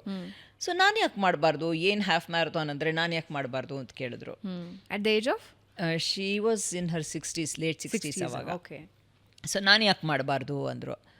ಒಂದು ಮಾಡ್ಬೋದು, ಬಟ್ ಈ ಥರ ಒಂದು 21 ಕಿಲೋಮೀಟ್ರ್ ನಡಿಬೇಕು, ಅದು ಕಷ್ಟ ಆಗುತ್ತೆ ಅಂತ. ಅಲ್ಲೊಂದು ಲೇಕ್ ಇತ್ತು ನಮ್ಮ ಅಣ್ಣನ ಮನೆ ಹತ್ರ, ಫ್ರೀಮಾಂಟ್ ಅಂತ ಒಂದು ಊರಲ್ಲಿ ಲೇಕ್ ಇತ್ತು. ಅದು ಒಂದು ಲೂಪ್ ಹೋದರೆ 2 ಮೈಲಿ. ಸೊ ನಾವು ನಮ್ಮಮ್ಮಂಗೆ ಹೇಳಿದ್ವಿ, ಆಯಿತು ಒಂದು ಕೆಲಸ ಮಾಡು, ಇದನ್ನು ಒಂದು 6 ಲೂಪ್ ಇವತ್ತು ಮಾಡು, ಅದು ಹೆಂಗೆ ಮಾಡ್ತೀವ ನೋಡ್ಕೊಂಡು ಸೈನ್ ಅಪ್ ಮಾಡ್ತೀವಿ ಅಂತ ಅವ್ರು ಮಾಡಿದ್ರು. ಸೊ 12 ಮೈಲಿ ಅಷ್ಟು ಮಾಡಿದ್ರಲ್ಲ, ನಮಗೂ ಕಾನ್ಫಿಡೆನ್ಸ್ ಬಂತು, ಸರಿ ಅವ್ರಿಗೆ ಸೈನ್ ಅಪ್ ಮಾಡಿ ಒಂದು ಸ್ಟ್ರೆಚ್ಚಲ್ಲಿ. ಅವತ್ತಿನ ದಿನ 6 ಲೂಪ್ ಮಾಡಬೇಕು ಅಂತ 6 ಲೂಪ್ ಮಾಡಿದ್ರು. ಅಂದರೆ ಅಲ್ಲಿ ಬಂದಾಗ US ಬಂದಾಗ ವಾಕೆಲ್ಲ ಹೋಗೋರು ಸ್ವಲ್ಪ. ಸೊ ಆವತ್ತು ಸ್ವಲ್ಪ ಜಾಸ್ತಿನೇ ಆಯಿತು, ಬಟ್ ಮಾಡಿ ಅಂತ ಹೇಳಿ ಮಾಡಿದ್ರು. ಅದು ಮಾಡಿದ್ಮೇಲೆ ನಮಗೂ ಕಾನ್ಫಿಡೆನ್ಸ್ ಬಂತು. ಸೊ ನಾವು ಫಸ್ಟ್ ಟೈಮ್ ಹಾಫ್ ಮ್ಯಾರಥಾನ್ ಮಾಡಿದಾಗಲೇ ಅವರು ಮಾಡಿದ್ದು. ಅದಾದಮೇಲೆ ಅವ್ರಿಗೂ ನಾನು ಮಾಡಬೇಕು ಅಂತ ಇಲ್ಲಿ ಬೆಂಗಳೂರಲ್ಲೂ ಸಾಕಷ್ಟು ಮಾಡಿದ್ರು, ಮೈಸೂರಲ್ಲಿ ಮಾಡಿದ್ರು, ಯು ಎಸ್ಗೆ ಬಂದಾಗ ಇನ್ಫ್ಯಾಕ್ಟ್ ಲಾಸ್ಟ್ ಇಯರ್ ಬಂದಾಗಲೂ ಕೂಡ ಇವಾಗ ಎಟ್ ದಿ ಏಜ್ ಆಫ್ 80 ಇದನ್ನು ಮಾಡಿದ್ರು. ಒಂದು 21 ಕಿಲೋಮೀಟರ್ ಒಂದು ವಾಕ್ ಮಾಡಿದ್ರು, 3 ಹಾಫ್ ಮ್ಯಾರಥಾನ್ ಮಾಡಿದ್ರು. ಇದು ನಾನು ಎವರೆಸ್ಟ್ ಬೇಸ್ ಕ್ಯಾಂಪ್ಗೆ ಹೋದಾಗಿಂದ ಅವ್ರಿಗೆ ಒಂದು ಕೊರಗು, ಇದೊಂದು 8-10 ವರ್ಷ ಮುಂಚೆ ಆಗಿರೋ ನಾನು ಬಂದುಬಿಡ್ತಿದ್ದೆ, ಇವಾಗ ನನಗೆ ನೀವು ಕರ್ಕೊಂಡು ಹೋಗೋಲ್ಲ ಅಂತ ಗೊತ್ತು, ಮುಂಚೆ ಆಗಿರೋ ನಾನು ಬಂದುಬಿಡ್ತಿದ್ದೆ ಅಂತ. ಸೊ ಅವ್ರಿಗೆ ಒಂದು ಹುಮ್ಮಸ್ಸಿದೆ. ನೀವೆಲ್ಲ ಒಟ್ಟಿಗೆ ಕೂತಾಗ ನೀವು ಏನು ಮಾತಾಡ್ತೀರಾ ಅನ್ನೋದು ನನಗೆ ಕುತೂಹಲ ಇದೆ. ಏನೂ ಇಲ್ಲ, ಎಲ್ಲ ಅವ್ರವ್ರ ಪ್ರಪಂಚದಲ್ಲಿ ಇರ್ತೀವಿ ಅಷ್ಟೇ, ಈ ಥರದ ವಿಷಯಗಳೇನು ಬರಲ್ಲ. ಟಿಪಿಕಲ್ಲಾಗಿ ಎಲ್ಲರ ಫ್ಯಾಮಿಲಿಲಿ ಏನಿರುತ್ತೋ ಹಾಗೆ ಇರುತ್ತೆ. ಏನೋ ಅವ್ರೇನೋ ಹೇಳ್ತಾರೆ, ನಾವೇನೋ ರೇಗ್ಕೊಳ್ಳೋದು, ಅಥವಾ ಅವ್ರು ಇದು ಮಾಡೋದು, ಅವ್ರು ನನ್ನ ಮೇಲೆ ರೇಗ್ಕೊಳ್ಳೋದು, ಈ ಥರ ಕಾಮನ್ ಜನರಲ್ ಸ್ಟಫ್ ಅಷ್ಟೇ. ಒಂದು ಡ್ರೀಮ್ ಅಂತ ಏನಾದರೂ ಇದೆಯಾ ಇನ್ನು? ಅಂದರೆ is it go with the flow ಅಥವಾ ಗೋ ವಿತ್ ದ ಫ್ಲೋ ನೋಡು. ಮೊನ್ನೆನೂ ಹೇಳ್ತಿದ್ದೆ, ನನ್ನ ಬಕೆಟ್ ಲಿಸ್ಟು ಇಲ್ಲ. ಇವಾಗ ಎವರೆಸ್ಟ್ ಬೇಸ್ ಕ್ಯಾಂಪ್ದೇನೆ ಸುಮಾರು ಜನಕ್ಕೆ ಅದೊಂಥರ ಬಕೆಟ್ ಲಿಸ್ಟಲ್ಲಿ ಇರುತ್ತೆ, ನಾವು ಮಾಡಬೇಕು ಇದು ಅಂತೆಲ್ಲ. ನಂದು ಆ ಥರದ್ದು ಯಾವುದೇ ಬಕೆಟ್ ಲಿಸ್ಟ್ಗಳಿಲ್ಲ, ಹಿಂಗೆ ಮಾಡಬೇಕು ಹಂಗೆ ಮಾಡಬೇಕು ಅಂತ. Take life as it comes ಅಂತ ಅಷ್ಟೆ. ಸೊ ಯಾಕೆಂದರೆ ನಾವು ಎಷ್ಟೋ ಸಲ ಏನೋ ಅನ್ಕೋತೀವಿ, ಅದಾಗಲ್ಲ, ಅವಾಗ ಬೇಜಾರಾಗುತ್ತೆ. ಅದ್ರ ಬದಲು ಏನು ಬಂದರೂ ಎದುರಿಸ್ತೀನಿ, ಹೆಂಗಾಗತ್ತೋ ಆಗುತ್ತೆ, ಮುಂದೆ ಹೋಗೋಣ ಅಂತನೋ ಒಂದು ಆ್ಯಟಿಟ್ಯೂಡ್ ಇಟ್ಕೊಂಡ್ರೆ ಆ ಬೇಜಾರುಗಳು ಆಗಲ್ಲ, ಈಸಿ ಆಗುತ್ತೆ ಲೈಫು. ಸೊ ಅದೇ ಥರ ನಮ್ಮ ಮುಂಚೆಯಿಂದನೂ. ಸಿನಿಮಾ ಇಂಡಸ್ಟ್ರಿ ಬಗ್ಗೆ ಏನಾದರೂ ಇದೆಯಾ ಲಿಸ್ಟ್ನಲ್ಲಿ? ಅಂದರೆ ಯಾವ ಥರ? ಸಿನಿಮಾ ಇಂಥದ್ದೊಂದು ಪಾತ್ರ ಮಾಡಬೇಕು ಅಂತಾನೋ, ಡೈರೆಕ್ಷನ್ ಮಾಡಬೇಕು ಅಂತ ಒಂದು ಸ್ವಲ್ಪ ದಿನ ಅನಿಸಿತ್ತು, ಬಟ್ ಇವಾಗ ಸದ್ಯಕ್ಕೆ ಅದ್ರ ಬಗ್ಗೆ ಯೋಚನೆ ಮಾಡ್ತಿಲ್ಲ. ಯಾವುದಾದ್ರೂ ಸ್ಕ್ರಿಪ್ಟ್ ಇದೆಯಾ ಮೈಂಡಲ್ಲಿ? ಇಲ್ಲಪ್ಪ, ಆ ಥರ ಏನು ಯೋಚನೆ ಮಾಡೇ ಇಲ್ಲ. ಆ್ಯಂಡ್ ಪ್ರೊಡಕ್ಷನ್ ಮಾಡಿದ್ವಿ, ಅಂದರೆ ಬಬ್ರು ಅಂತ first Kannada cinema U S ಅಲ್ಲೇ ಕಂಪ್ಲೀಟ್ ಮಾಡಿದ್ದು, ಎಲ್ಲ ನಾವೇ ಅಲ್ಲಿ ಇದ್ದವರು ಸೇರಿಕೊಂಡು. ಆಮೇಲೆ ಬ್ರಾಹ್ಮಿ ಅಂತ ಒಂದು ಮಾಡಿದ್ವಿ, ಅದಿನ್ನೂ ನಾವು ರಿಲೀಸ್ ಮಾಡಿಲ್ಲ, ಬಟ್ ಅದೊಂದು ಮಾಡಿದ್ವಿ. ಸೊ ಆ ಟೈಮಲ್ಲಿ ಪ್ರಾಬ್ಲಿ ಕಂಟಿನ್ಯೂ ಮಾಡಿದ್ದಿದ್ರೇನಾದ್ರು ಡೈರೆಕ್ಷನ್ ಕಡೆಗೂ ಯೋಚನೆ ಮಾಡ್ತಿದ್ದೀನೋ, ಸದ್ಯಕ್ಕೆ ಅದ್ರ ಬಗ್ಗೆ ಯೋಚನೆ ಇಲ್ಲ. ಬಟ್ ಅವಾಗೆಲ್ಲ ನಾನು ಸೀರಿಯಲ್ಸ್ ಮಾಡುವಾಗ ಎಲ್ಲ ನಮ್ಮ ಯಾರು ಸ್ವಲ್ಪ ಕ್ಲೋಸ್ ಡೈರೆಕ್ಟರ್ಸ್ ಇದ್ರಲ್ಲ, ಅವ್ರ ಜೊತೆ ಎಷ್ಟೋ ಸಲ ನಾನು ಅವ್ರ ಥರ ಜೊತೇಲಿ ಕೆಲಸ ಮಾಡಿ ಅದೆಲ್ಲ ಒಂದು ಚೂರು ಎಕ್ಸ್ಪೀರಿಯೆನ್ಸ್ ಆಗಿತ್ತು. ಬಟ್ ಮಾಡಿಲ್ಲ, ಯಾವಾಗಲೂ ಡೈರೆಕ್ಷನ್ ಬಗ್ಗೆ ಯೋಚನೆ ಮಾಡಿಲ್ಲ. ಪಾತ್ರಗಳ ವಿಷಯದಲ್ಲಿ ಆಸೆ ಇದೆ. ಅಂದರೆ ಇನ್ಸ್ಪೆಕ್ಟರ್ ರೋಲ್ ಮಾಡಬೇಕು ಅಂತ ಒಂದಿತ್ತು, ಅದು ಇತ್ತೀಚೆಗೆ ಮಾಡಿದೆ ಒಂದು ಸ್ಟಾಕರ್ ಅನ್ನೋ ಮೂವಿಲಿ. ಕುರುಡಿ ಪಾತ್ರ ಮಾಡಬೇಕು ಅಂತ ತುಂಬ ಆಸೆ ಇತ್ತು. ಈಗ 2 ವರ್ಷದ ಕೆಳಗೆ ಕೋಮಲ್ ಅವ್ರ ಸಿನಿಮಾದಲ್ಲಿ ನಂದೊಂಥರ ಸ್ವಲ್ಪ ವಯಸ್ಸಾದ ಕುರುಡಿ ಹಳ್ಳಿ ಮುದುಕಿ ಪಾತ್ರನೂ ಮಾಡಿದೆ. ಸೊ ಅದು ಒಂದು ಖುಷಿ ಆಯಿತು. ಮಾನಸಿಕವಾಗಿ ಒಂಥರ ತೊಂದರೆಯಲ್ಲಿರುವಂಥ ಒಂದು ಹೆಣ್ಣಿನ ಪಾತ್ರ ಮಾಡಬೇಕು, ಮೆಂಟಲಿ ಚಾಲೆಂಜ್ಡ್ ಇದು ಅನ್ನೋದು ಆಸೆ ಇದೆ. ಬಟ್ ಎಲ್ಲ ಆಸೆಗಳಿಗೂ ಇದಿರಲ್ಲ, ಯಾಕೆಂದರೆ ನೀವೇನೇನು ಅಂತ ಹೇಳಿದ್ದೀರಾ ಅದನ್ನು ಆಲ್ರೆಡಿ ಮಾಡಿ. ಸೊ ನೋಡೋಣ, ಆದರೆ ಒಳ್ಳೆಯದು. ಅಕಾರ್ಡಿಂಗ್ ಟು ಯು, ಲೈಫ್ ಅಂದರೆ ಏನು, ಲವ್ ಅಂದರೆ ಏನು, ಅಚೀವ್ಮೆಂಟ್ ಅಂದರೆ ಏನು? ಲೈಫ್ ಅಂದರೆ ನಾನು ಅಂದ್ಕೊಂಡಿರೋದಂತೂ ಅಷ್ಟೇ ಸಿಂಪಲ್. ಅಂದರೆ ನಾನು ನೋಡೋದೇ ಲೈಫ್ನ ತುಂಬ ಸಿಂಪಲ್ಲಾಗಿ.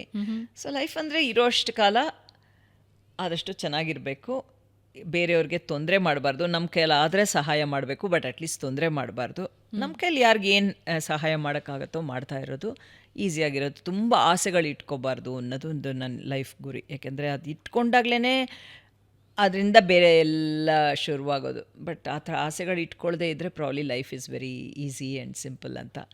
ಲವ್ ಅಂದರೆ just caring for each other ಅಷ್ಟೇ. ಸೊ ಅದು ಯಾವ ಥರದ ಪ್ರೀತಿ ಆದರೂ ಆಗ್ಬೋದು, ಒಟ್ಟಿನಲ್ಲಿ ಪ್ರೀತಿ ಅಂದರೆ ಅಷ್ಟೇ ಅಲ್ವಾ. ಇವಾಗ ಅಪ್ಪ ಅಮ್ಮ ಇರ್ಬೋದು, ಹಸ್ಬೆಂಡ್ ಇರ್ಬೋದು, ಒಂದು ಮಗು ಇರ್ಬೋದು, ಯಾವುದಾದ್ರೂ ಅಷ್ಟೇ. Caring for each other is basically love ಅಂತ ಅಷ್ಟೇ. ಇನ್ನೊಂದೇನು ಹೇಳಿದ್ರಿ? ಅಚೀವ್ಮೆಂಟ್ ಅಂತಂದರೆ ಐ ಮೀನ್ ನಾನು ಅದ್ರ ಬಗ್ಗೆ ಅಷ್ಟು ಯೋಚನೆ ಮಾಡಿಲ್ಲ. ಈಗ ಹೀಗಿರೋದೇ ಒಂದು ಅಚೀವ್ಮೆಂಟ್ ಅಂತ ಅಂದ್ಕೊಳ್ತೀನಿ ಅಷ್ಟೇ. ಬಟ್ ಇವಾಗ ಎಷ್ಟೋ ಜನ ಎವರೆಸ್ಟ್ ಬೇಸ್ ಕ್ಯಾಂಪ್ದೇ ಒಂದು ದೊಡ್ಡ ಅಚೀವ್ಮೆಂಟ್ ಥರ ಅಂದಾಗ ನಾನು ಯೋಚನೆ ಮಾಡ್ತೀನಿ, ಅಷ್ಟು ದೊಡ್ಡ ಅಚೀವ್ಮೆಂಟಾ ಇದು ಅಂತಲೂ ಅನಿಸುತ್ತೆ. ಹಾಗೆ ಏನು ಅನ್ಕೋತೀವೋ ಅದನ್ನು ಮಾಡೋಕ್ಕಾದರೆ ಅದೇ ಒಂದು ಅಚೀವ್ಮೆಂಟ್ ಅಷ್ಟೇ. ಯಾವುದು ದೊಡ್ಡದು ಸಣ್ಣದು ಅನ್ನೋ ಥರ ಏನು ಯೋಚನೆ ಮಾಡಿಲ್ಲ. ಓಕೆ, ನಿಮ್ದೊಂದು ಸೀಕ್ರೆಟ್ ಗೊತ್ತಾಗಿದೆ ಇತ್ತೀಚೆಗೆ. ಏನಪ್ಪ? ನಿಮ್ಮ ವಾರ್ಡ್ರೂಬ್ ತುಂಬ ಚಿನ್ನ ಇದೆಯಂತಲ್ಲ?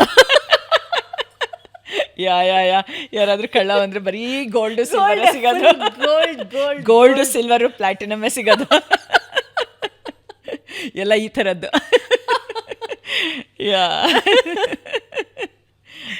ವೀಕ್ಷಕರೇ ತಪ್ಪರ್ಥ ಮಾಡ್ಕೋಬೇಡಿ, ಹಂಗೇನಾದ್ರೂ ನೀವು ಪ್ರಯತ್ನನೂ ಪಡಬೇಡಿ. ಇಲ್ಲ, ಐ ಥಿಂಕ್ ನನ್ನ ಪರಿಚಯ ಇರೋರ್ಗಂತೂ ಗೊತ್ತು ನನಗೆ ಅದು ಗೋಲ್ಡ್ ವಿಷಯ ಯೋಚನೆನೂ ಇಲ್ಲ ಅಂತ. ನಿಮ್ಮತ್ರ ಗೋಲ್ಡೇ ಇಲ್ವಂತಲ್ಲ, ಹೆಂಗೆ? ಇಲ್ವೇ ಇಲ್ಲ. ಹೆಣ್ಮಕ್ಳು ಅಂದ್ರೆ ಗೋಲ್ಡ್ ಅಂದ್ರೆ ಆಸೆ ಪಡ್ತಾರೆ, ಇನ್ಕ್ಲೂಡಿಂಗ್ ಮೀ. ನೋ, ನನ್ನ ಥರದವ್ರು ಪ್ರಾಬ್ಲಿ 1% ಇದ್ದಾರೋ ಇಲ್ವೋ ಗೊತ್ತಿಲ್ಲ ನನಗೆ ಪ್ರಪಂಚದಲ್ಲಿ. ಬಟ್ ಅದೇನೋ ಗೊತ್ತಿಲ್ಲ ನನಗೆ.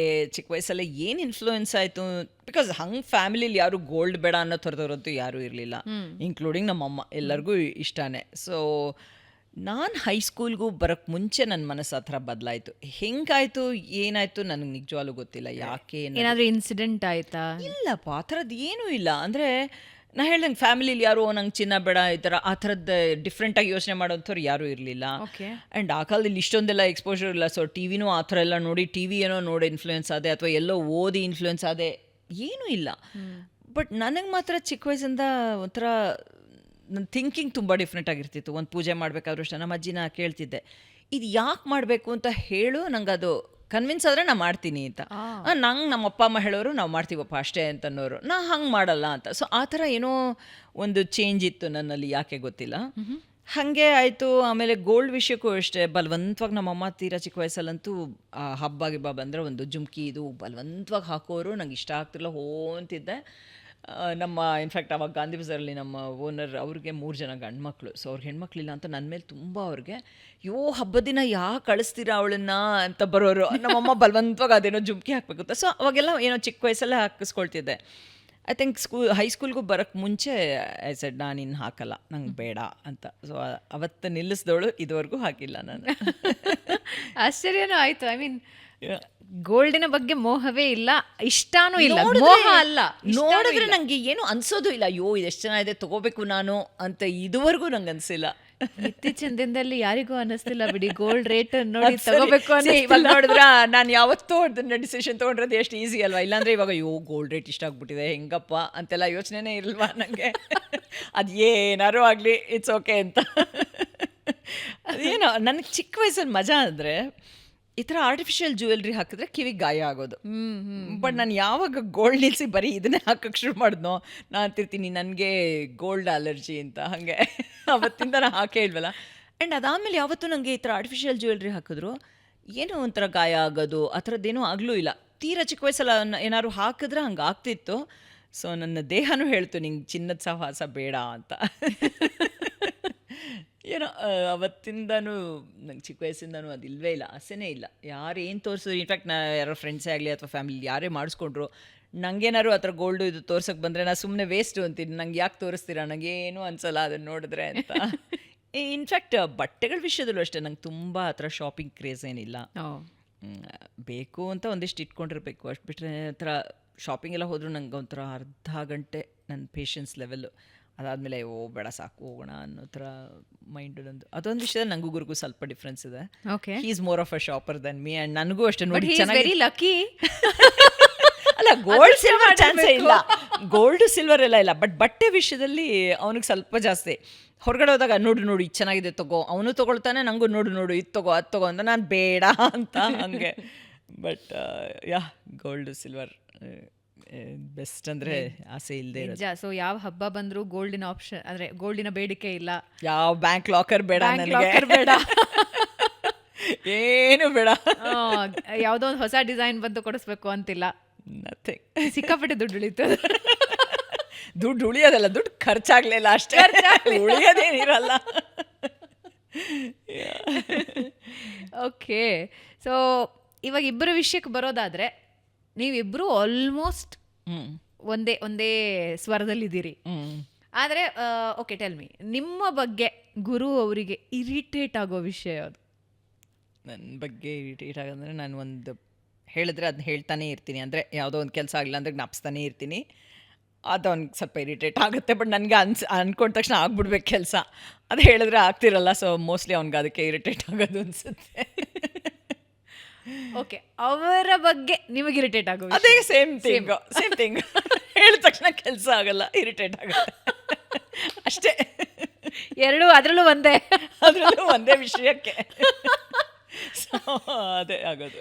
ಓಕೆ, ತುಂಬ ಇಷ್ಟ ನಿಮ್ಮಲ್ಲಿ ಅವರಿಗೆ ಯಾವ ಗುಣ? ನನ್ನಲ್ಲಿ ಇಷ್ಟ ಅದು ಅವನ್ನೇ ಕೇಳ್ಬೇಕು ನೀವು.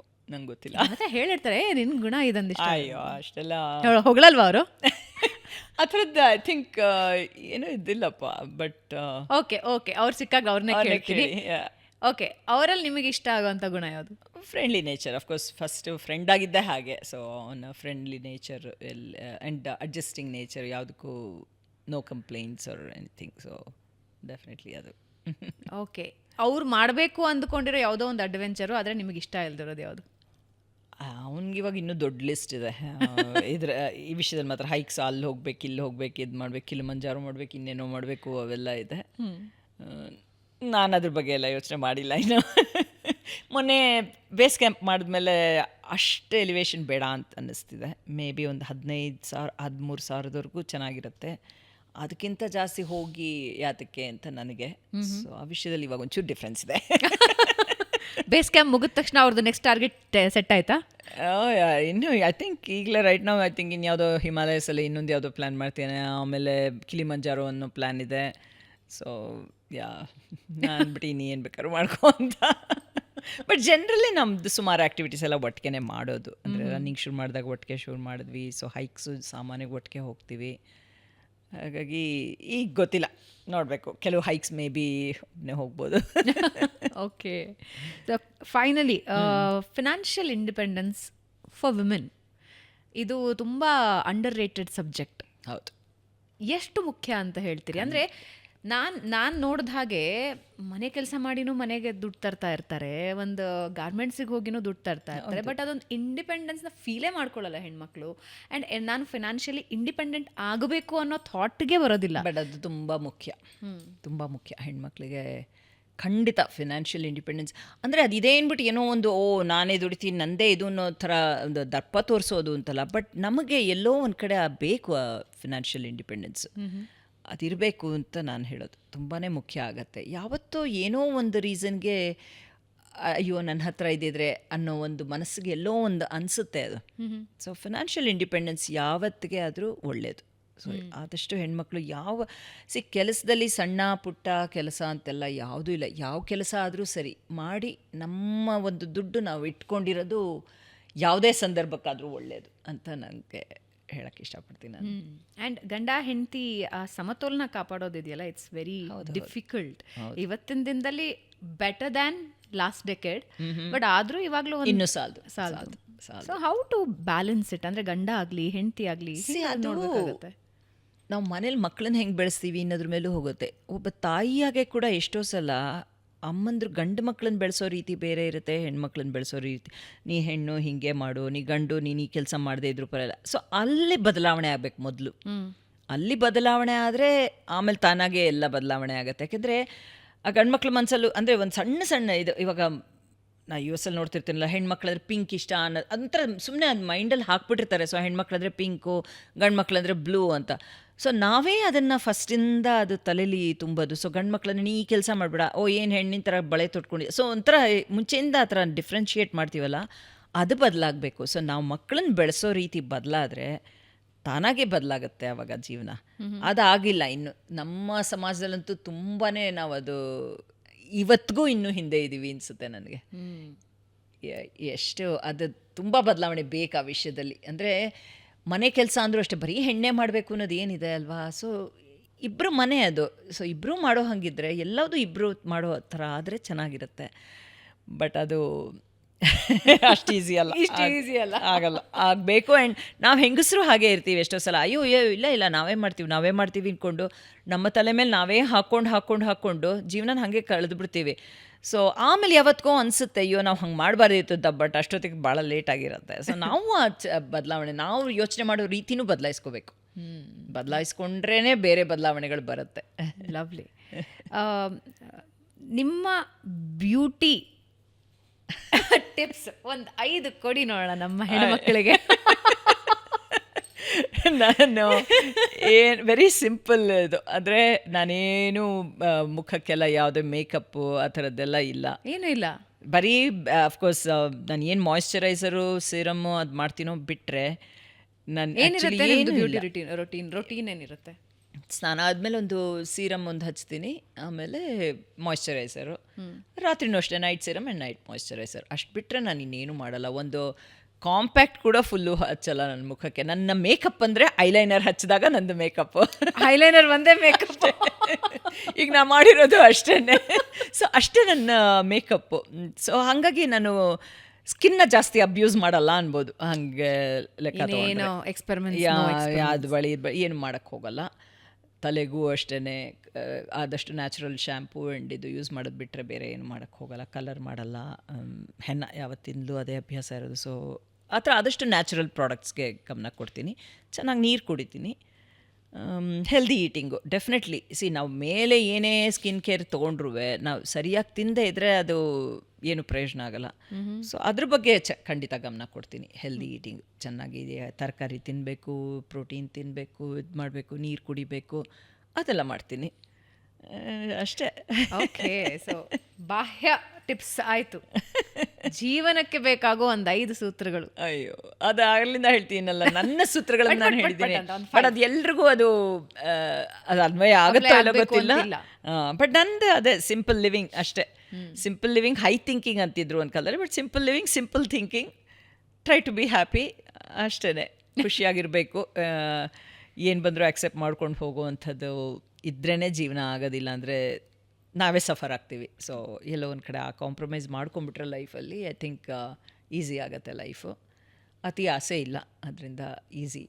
ಅತಿ ಆಸೆ ಇಲ್ಲದೆ ಇರೋದ್ರಿಂದ ಜೀವನ ಇಲ್ಲಾಂದರೆ ಅದು ಒಂಥರ ಅದು ವಿಷವರ್ತುಲ ಅಂತಾರಲ್ಲ, ಹಾಗೆ ಆಸೆ ಇದ್ದಷ್ಟು ಬೇಕು ಬೇಕು ಬೇಕು ಬೇಕು ಅಂದ್ಕೊಂಡಷ್ಟು ಆಸೆಗಳು ಜಾಸ್ತಿ ಆಗ್ತಾ ಹೋಗುತ್ತೆ. ಅದು ಸಿಕ್ಕಲಿಲ್ಲ ಅಂದಾಗ ಬೇಜಾರಾಗುತ್ತೆ. ಸೊ ಅದೊಂಥರ ಸೈಕಲ್ ಅಲ್ಲೇ ಸಿಕ್ಕಾಕೊಂಡ್ಬಿಡ್ತೀವಿ. ಸೊ ಅದಿಲ್ಲದೆ ಇದ್ದಾಗ ಈಸಿ ಅಷ್ಟೇ. ದ್ಯಾಟ್ ಈಸಿ ಅಲ್ಲ ಅಂದರೆ ನೇಚರ್ ಆಫ್ ಕೋರ್ಸ್ ಖಂಡಿತ ಈಸಿ ಅಲ್ಲ. ಇವಾಗ ಯಾರಿಗೋ ತುಂಬ ಆಸೆ ಇದ್ದವ್ರು ಇದನ್ನು ಅಳವಡಿಸ್ಕೋಬೇಕು ಅಂದರೆ ತುಂಬಾ ಕಷ್ಟ ಆಗುತ್ತೆ.